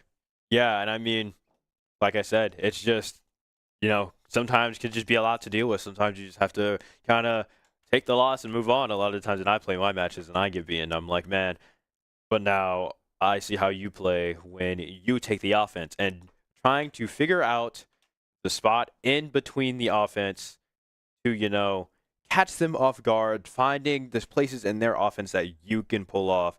And, you know, understanding that could change a lot of things and give you a better idea of, you know, who do you want to ban? Do you want to ban, you know, their main, make sure their main is gone? Or are you cognizant of the main and the character that's not even in the pocket, that's in the sock waiting to come out? Yeah. I mean, and like, that's why games like Rivals, it's so valuable to have a couple of different characters that you can swap to. Even if you're maybe unfamiliar with the play style as much, if you play Hela, learn how to play Punisher, learn how to play Namor, learn how to play Phoenix, because when your Hela gets banned inevitably, if you have a hit scan to fall back to, it's the rest of it is just the character, right? It's going to mechanically act the same. And it looks like we're going to choose Burnin' T'Challa on our end. So we're going to see Burnin' come out as a map. Excited for that. We have the pick advantage, and so we're back onto Control, the way that this works. At the beginning, while Control was randomized, now since we are in the series, we get choice. And so we're going to choose Burnin', and we're going to see there might be a swap out on the field, might swap Ultra Lee out for Kangaroo Feet back in that DPS slot. Yeah, and I mean, quick changes like that could also be what Shenandoah might need. Going into this game, 2-1, Shenandoah still technically in their own version of match point, trying to take it. I don't know if it runs like CFGC to where you play all 5 or you don't. You don't? So you don't. The second so they if get they match would have won point, that game, that would have been it. Yep. But now going into this game, for sure, if UIS comes up 2-2, then we're in a 2-2. If Shenandoah wins this one, then they win 3-1. So it is the first 2, not you play the whole thing out. saves a lot of time. It does save a lot of time. Saves a lot more time. I love how this runs. No hate the CFGC. I love my league. Just Swiss, man. Swiss is tough sometimes. It's definitely a different thing watching people play for their match win versus me, to where I've been playing for ELO like I've played ranked all season. So Albion is ELO, man. Albion is ELO. Albion fresh. But once again, you know, love it. Love everything. Love Rivals. Love Tekken. Love Street Fighter. Honestly, I'm just a happy guy who loves everything. I am here to talk and to watch. And I think we've been doing pretty good about talking and watching, and that is not going to end just yet. Yeah, they're cooking. they're cooking. I mean, at this point in the series, you're going to be faced with adversity, and it's how you overcome the adversity. You know, it was a very tough showing, dislodging the defense. They played a lot more of that brawl comp. We're going to sit locked down around this corner. You're going to have a hard time getting through. That's exactly what we saw. So now, with it being a fresh map, maybe making some adjustments, we could see a completely different game. That was the strongest that UIS has felt all series, so we'll see if they carry that energy into the next game. Maybe they figured something out. But also Shenandoah probably say, we've played one of 3 play styles. We can try this, try that. They're probably communicating right now and determining what their next move will be as we head into game. Yeah, and I am more than excited to see how Shenandoah essentially switches around to try to take, what could be the last game for Shenandoah in this round, and how they decide to deal with what they had to face last game. Now that we're on another control map, it is not as easy to lock around the corner and hold the payload somewhere. They all constantly, most of the time, have to fight right in the center, and that can change a lot of things. But it's not only fighting in the center, it's, do you find the duelist hiding behind a wall, and do you try to pick them off? Do you find a support also hiding behind the wall? Do you try to pick them off? Do you run for these kills, or do you wait on the point to push the progress? Once again, there is so much that goes into Rivals, but going in, the first 2 bans are Thing, and unfortunately for Shenandoah, that Captain America. Yeah, I mean, the Thing was to be expected. We knew it was going to happen at this point in the series. They're going to save the Cloak and Dagger. We'll see what Shenandoah decides to save here going into their comp. Save the Invisible Woman going in. We'll see how UIS responds. Yeah, I mean, these bans have to be real specific. We see a protect on Shenandoah's side for this Invisible Woman, making sure we hold that for Doughboy on, I think, maybe for Doughboy. I don't know who else plays out of all of our players, but at least I personally know Doughboy, so I'm like, Invis save, probably for them. We see them going back and forth with these bans as normal. Gambit ban, Namor save, and we saw that Namor was really strong with that Penny Parker in that defense, and that could be a big change. Shenandoah with a Rocket save now, which we haven't really been able to see a lot of Rocket, but when we saw Rocket earlier today, that really put UIS on the back burner with being able to easily bring back our DPS. Yeah, and Shenandoah is actually going to ban the Angela this time, not letting Damage Lex get more value on that character. Rocket has a lot... Excuse me. Woo! It's getting spicy back here! So we got Shenandoah saving the Rocket. The Rocket beacon has a lot of value on control points, especially as these fights can be really drug out. We'll see Sean probably try to run it on this route. What is happening? Seems like Tianchi is playing for vibes. Maybe. I mean, I don't know. Maybe you talked last round about the psychology going into this. You know, they threw a ban last round, and we're like, maybe they're trolling. For those that don't know, Black Widow is probably the worst character in the game at this junction, and playing her is an interesting pick. You got to have a lot of value. You got to be able to know when people are low and capitalize on it. So I will say that Adam Warlock, kind of scary after the buffs. Adam Warlock has a lot more value. So what is happening? Well, we're seeing a lot of pre-game hype right now is what I'm noticing. You know, Shenandoah doing what they can to essentially, I guess, not give away what they're playing. I don't know how they see it on their end with the bans and if they can see exactly what the enemy team chooses. But I guess right now they're getting their morale up, trying to get the blood pumping, get the feet moving, and making sure the fingers stay warm. So this is a comp we haven't seen him play yet tonight, Kenzo. We'll see how it works out. I am a massive fan of this comp. This is locked in and worked a few times. Knock on wood. We'll see if it works here going in. That's going to be the Rogue initiating, diving on point. Ironwood going to come out on the side of our Groot, who's Gwyn, trying to get some walls off and finding value on point. Drip Sanji going to play this Mr. Fantastic again. So you'll see some swapping around here as Damage Lex now is on tank. Kryak Crazy is on tank, and Drip Sanji is playing this Mr. Fantastic, meaning they're going to be looking to lock in and hold down point in this brawl style comp. Yeah, I mean, especially seeing Mr. Fantastic with competitive now. You know, when Mr. Fantastic dropped, I really wanted to play him. He seemed really cool, but he just was not in the meta for multiple seasons. He even wasn't even meta for the season he dropped in. But now with recent buffs, the adding of team-ups that make him better, he has proven to be a monster on the field who is unable to be taken out. Fortunately, Kangaroo Feet drops to this Rogue. Titanium takes out Robot Ninja. Shenandoah just being brought back over and over again with these staggered deaths. Yeah, unfortunately, they're going to have to back up, reset now. Not able to find any value on picks, unfortunately. And now the momentum swinging in the favor of UIS. They have a lot of ultimates that they're about to get on lock. Shenandoah just used the Deadpool ultimate, so there isn't any other ultimates on the back pocket quite yet. We'll see if they can find any value. Now going into point, regrouped, ready to get in here.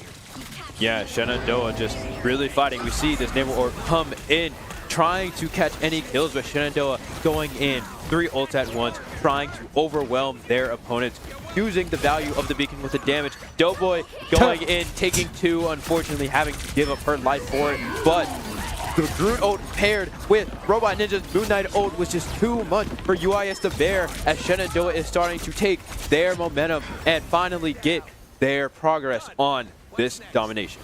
Yep, so they were able to get 69% for the side of UIS, and Shenandoah is going to start their clock on now, but it is super important that they hold down point if they want to retain a win on this map.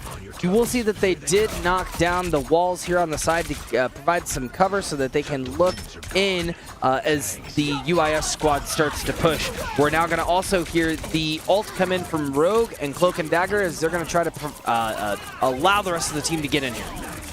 Yeah, and we see UIS coming in now, absolutely swinging with these ults coming out. This Mr. Fantastic finding a lot of value from using that bouncing ultimate inside of an enclosed space to where the damage just piles on a lot quicker than you would in an open area like this point, pushing Shenandoah back on the back burner as they are getting closer and closer to finishing out this first stage of the domination. Yeah, if they win this fight, they will have to hold for an additional fight. 36% just isn't enough to cut it, and at 92, they do not have enough to just leave it be. So 95%, we see the swap over to Venom. Bruh Joes tries to get some value. Unfortunately, going to get grabbed by that enemy Emma. Crazy. This Emma rogue front line is just very oppressive, very difficult to deal with. We're going to see a 99% come up on the board. This is now Gwen trying to hold it on point. Tianchi going to find Gwen, but Kangaroo Feet finding one back on Krayaka Crazy. And now that's Gwen trying to tip from the top line. Spook Pasito finding Tianchi and Robot Ninja taking out Damage Lex. They just got to take out this oppressive Mr. Fantastic, and they swing favor in their way. Now it's a matter of holding it down.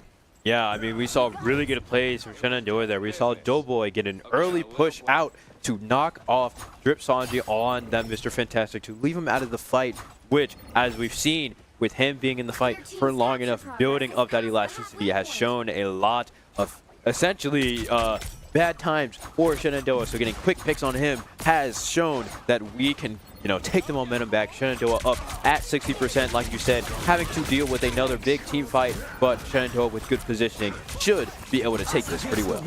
Yeah, we're going to hear the Cloak and Dagger ult come out on point. They're going to try to hold it down. We do have a couple of ults in the back line for Shenandoah, but they're now going to give up control on point, and that is overtime now ticking down. A massive flub from Shenandoah, unfortunately. Drip Sanji finding pick on Gwen. That'll be Brojo's finding retaliatives, and now that's Tianchi taking out Kangaroo Feet. It is just so back and forth now, Kenza, and it is pretty even in terms of who is up and who is not.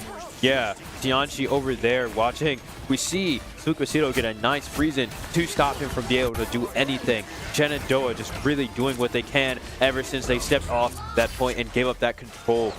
Made it really terrifying. Tianchi still in the back line. Sukasito trying to deal with him. The team not really turning around to help out, as now Doughboy is left to secure these picks, and hopefully Shenandoah continues to hold for the time being. Yeah, UIS's play now is going to be looking directly at Doughboy and trying to find this invisible woman to pull and grab, because that's the only support currently out on the field. There's going to be a big ult come through. Brojo's going to take out Mitanium early. That is the Cloak and Dagger now down, and UIS only has one support to keep them up in Grim 007, but they're going to find loss after loss on the battlefield as Shenandoah continues their onslaught. They just got to take out Krayaka Crazy here to find more value, and Grim 007 will be it. Drip Sanji going to swap over to this Venom to try to get back to point in time. Will they be able to make it? We're not sure. That'll be Mitanium who will be able to make it, but due to the Cloak and Dagger cloak ability, we're going to see them C9 that point. They did not touch, and therefore Shenandoah will get the first on this control series. That was stolen from the jaws of defeat right there. Shenandoah not only getting lucky in the end for that Cloak and Dagger essentially being perceived as not existing on the point, essentially probably has spirits a little high, but still tense. Now, although they are up one, they are still having to deal with the fact that UIS still has a few of their hard hitters close to their ultimate. Shenandoah, once again, in the economy, not doing as well, but there is some wiggle room to work as long as they continue to play as a team. Yeah.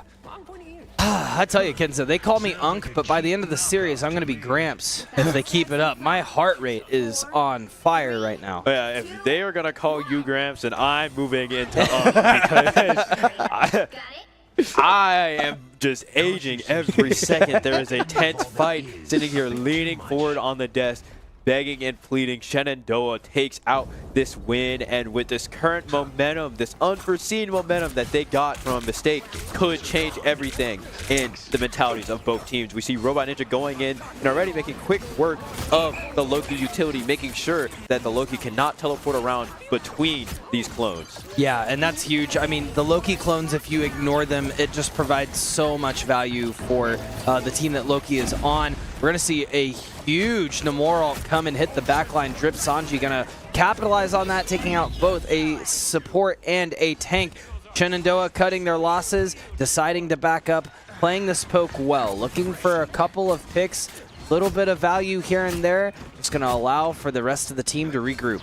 Yeah, and right now Shenandoah luckily does have Doughboy that will be coming in with this invisible boundary that will be able to do a lot of work going in. And just as I say, both of these ults get popped. Shenandoah coming out to fight, the Cloaking Dagger ult coming out, but Robot Ninja and Doughboy both getting 2 picks before they're able to go in and get any healing. Yeah, that's phenomenal. With the Cloak and Dagger all out on point as well, and them losing 2, that's pretty big. We're going to see the Loki ult now going to copy the Cloak and Dagger ult. They're going to get more value on point. It's a matter of playing in the Luna Snow ult right now to keep everyone up. And both ultimates will now fall. That is now all of the support ultimates off of the board. Damaged Lex going to try to go in with a rogue ultimate. They will find Kangaroo Feet, but is it worth the value of getting Mitanium off of the board? That is one of the supports now done and dusted. Grim 007, the only other support that's up. But time is ticking, Kenza. Shenandoah has to be relentless with this push. They have to find the value, and they got to do it quick. That's the second support now down. Drip Sanji follows right after. That's Damaged Lex. And with 68, 69% back on the board again, Shenandoah will turn it back in their favor.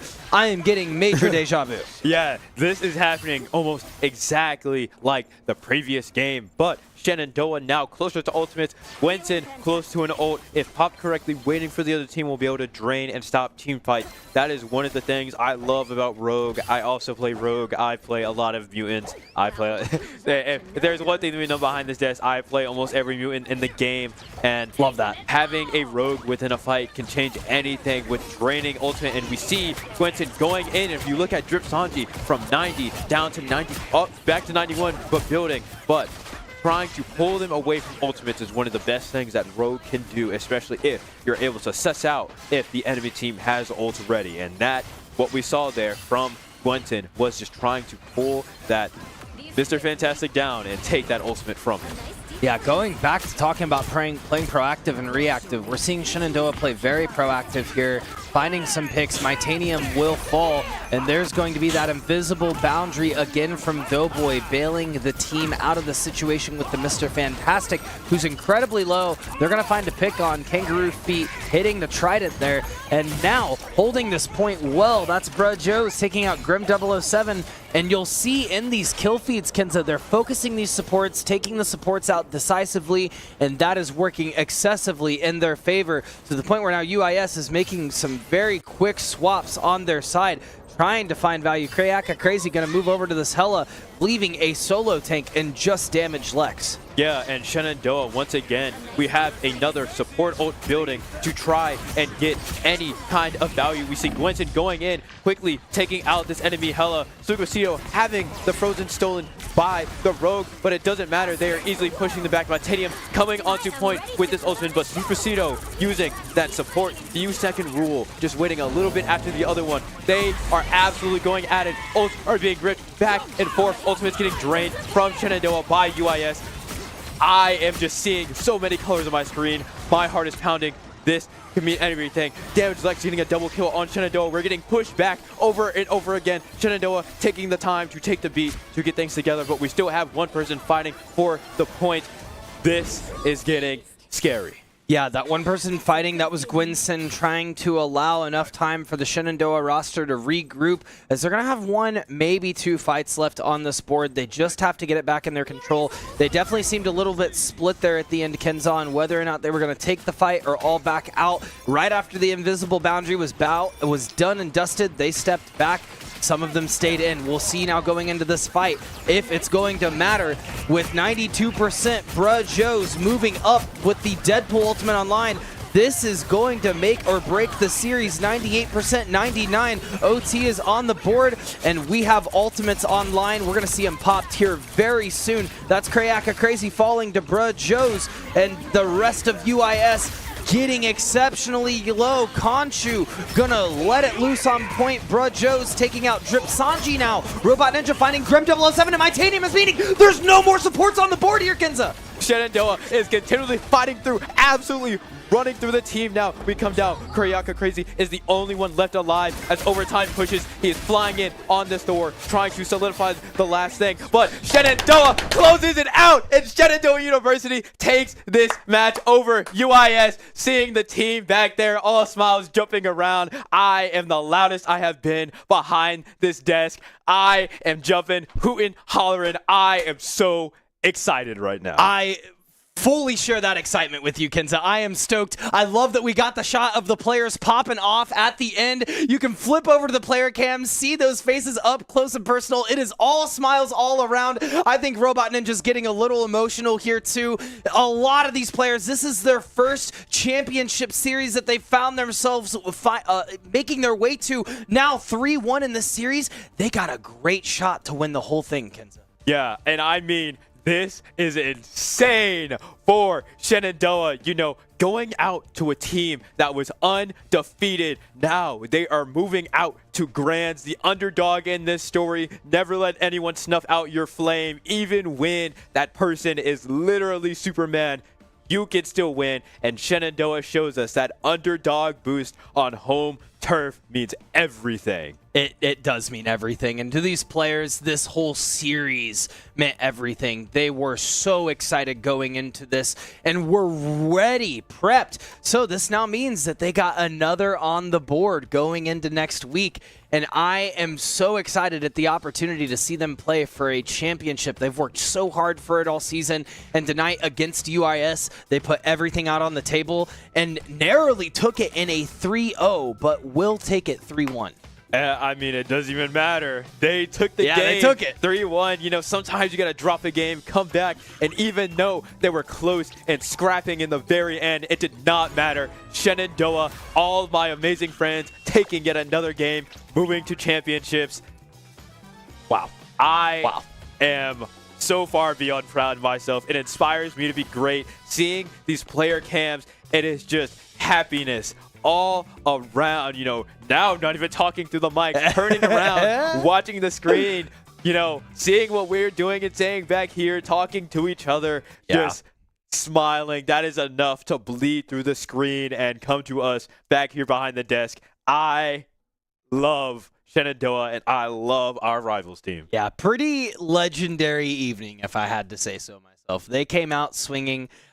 This was phenomenal. And I hope it intrinsically motivates you to meet them in playoffs, but in your own respective right. Yeah, I mean, I'm definitely somebody who I don't play off the vibes of everybody else, but I am so easily motivated, not just by words, by seeing just how good the people around me do. And watching that was a game, that was a fight. I can't even believe what I watched. You know, both teams were at 99% in the end there, and Shenandoah grouping up right before the end, placing their targets, using the ultimates at the right time. Doughboy not waiting until the very end to pop that support ult, putting it out early, keeping the team alive. All we saw right there was tried and true teamwork that you can only get through working together and playing together all the time. Yeah, literally all season. Since August, day in, day out, they have juggled school, they've juggled their personal lives, they've juggled work, they've juggled everything under the sun. You know what it's like to be a college student. It is a lot of work and commitment. So being able to both juggle the fun and the professionalism of wanting to take home the chip, that's a very fine needle to thread, and they have done it. Yeah, and I mean, I can't help but smile and be like, have my heart rate absolutely flying right now. My watch was telling me you're in a loud environment and your heart rate is spiking like multiple times. I'm like sitting here checking. Yeah, and I mean, you can only attribute it to absolutely amazing gameplay. At the end of the day, I love watching video games, and I love watching my friends be good at video games. And we see here Shenandoah moving on in that bracket, guaranteed at least first or second at the end of their league in this division.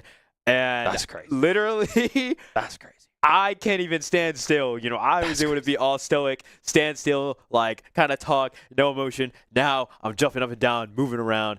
I'm using all my space just as Shenandoah used all that space together in that game. That was amazing. Yeah. They're going to be riding a high for the next week for sure.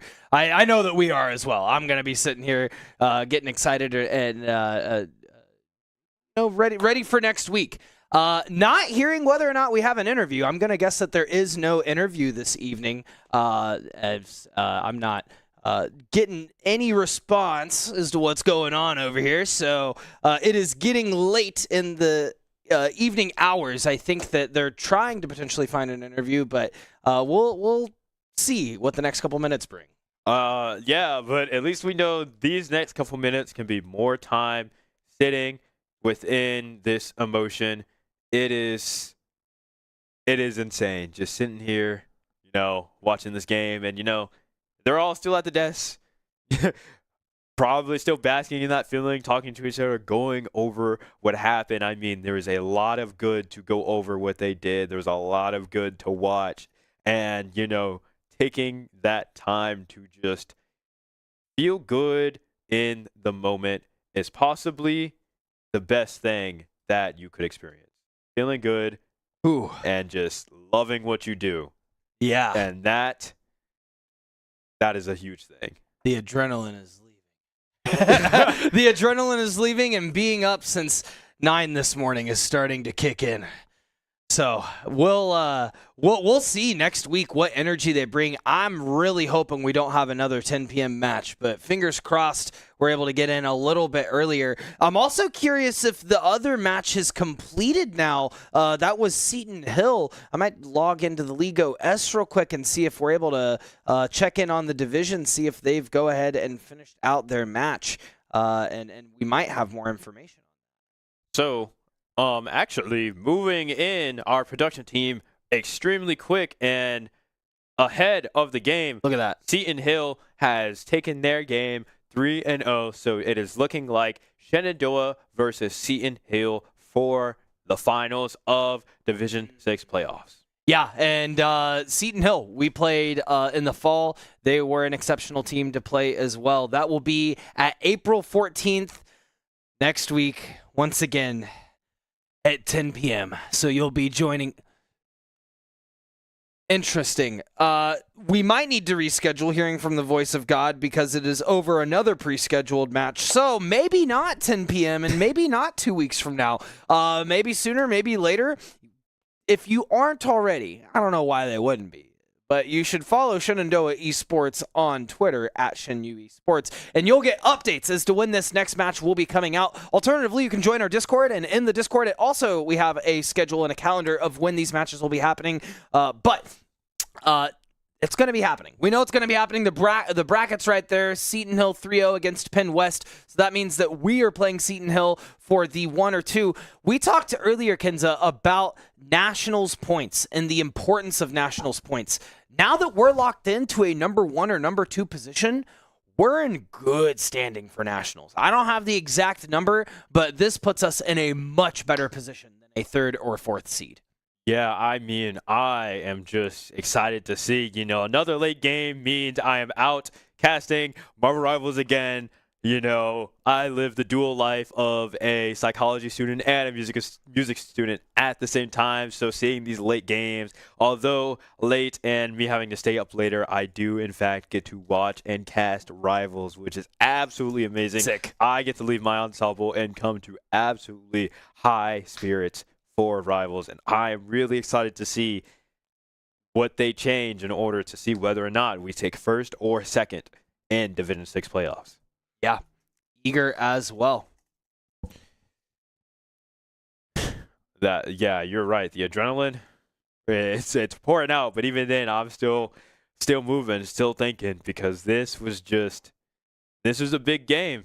Oh, it was a huge game for them. It was the biggest game of the season thus far, biggest game of the year, and they took the adversity in stride, and they came out on top. Yeah, let's take a look at that head-to-head at the end of the series. 556 elims for the side of Shenandoah to the 332 elims for the side of UIS. Yeah. What else do we see here? We see 286 assists for Shenandoah and 184 assists on UI as a side, and that alone is kind of, along with the eliminations, that alone is enough to show you just the big difference in teamwork that we might have seen tonight. You know, more assists means more of your team working together, more of people putting damage in so somebody can come in and sweep it over after, and we saw that a lot with Shenandoah. 182 final hits to 120. Once again, if you can finish the kill, you finish the kill, you move on. And Shenandoah, from what we've seen, is really good at mowing through, taking the team out, and, you know, pushing through and keep going. Now we see with the damage was actually, out of all of these numbers, still kind of close, kind of not close. 346,000 to 30K damage difference is kind of crazy.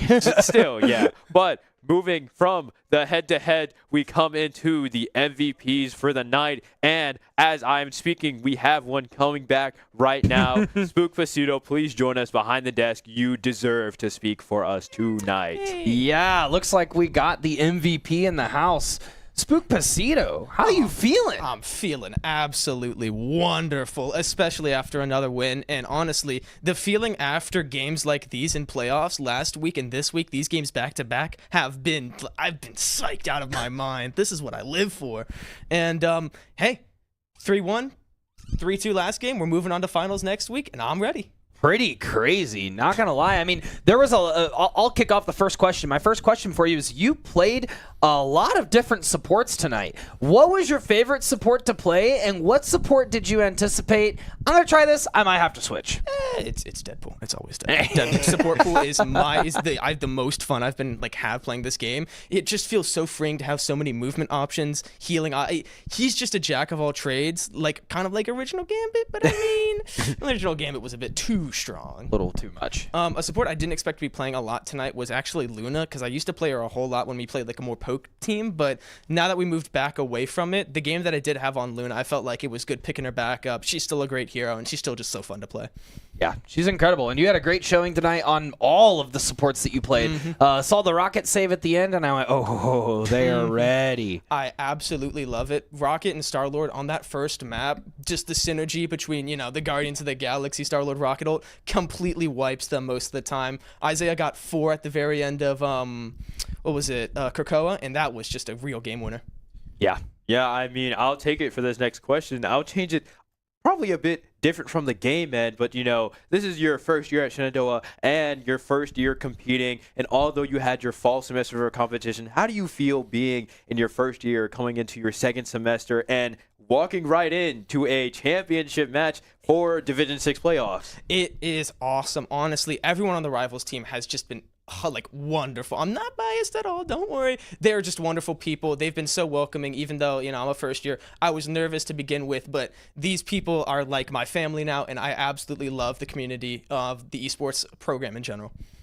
So going into next week then, I gotta know, what are you doing to prep in this next week? Are you taking it as you have all season, or are you spicing things up? I think we're going to spice things up, hopefully, because we're going back against Seton Hill, and they beat us before, but we've got to change things to win again. So I think we're going to change some things up. We're going to come at them from a weird angle, and they're not going to know what hit them. I'm excited to see it.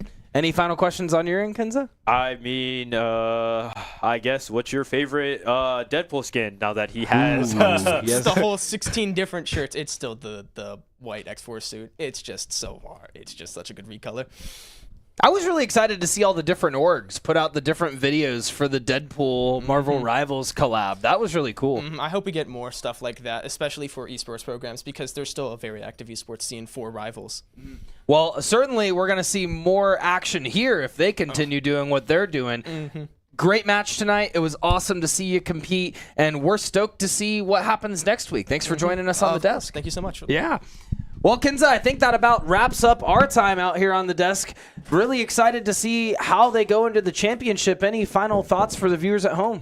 I guess for the viewers at home, stay tuned, stay at the edge of your seat, keep your hands digging into the sides of your sofa, tearing up that leather, because Shenandoah Esports is still pushing through with every game in playoffs. Make sure you tune in nearly every single day, as we always have content ready for you to watch. Yeah, there's going to be a lot of content coming up in the following week, so be sure you follow the social media if you do not yet. My name's Chase Newcomb. Nuke. I've been joined by Kenza on the mic this evening, and we'll see if the win condition will be set against Seton Hill in the next couple weeks. This is us signing off.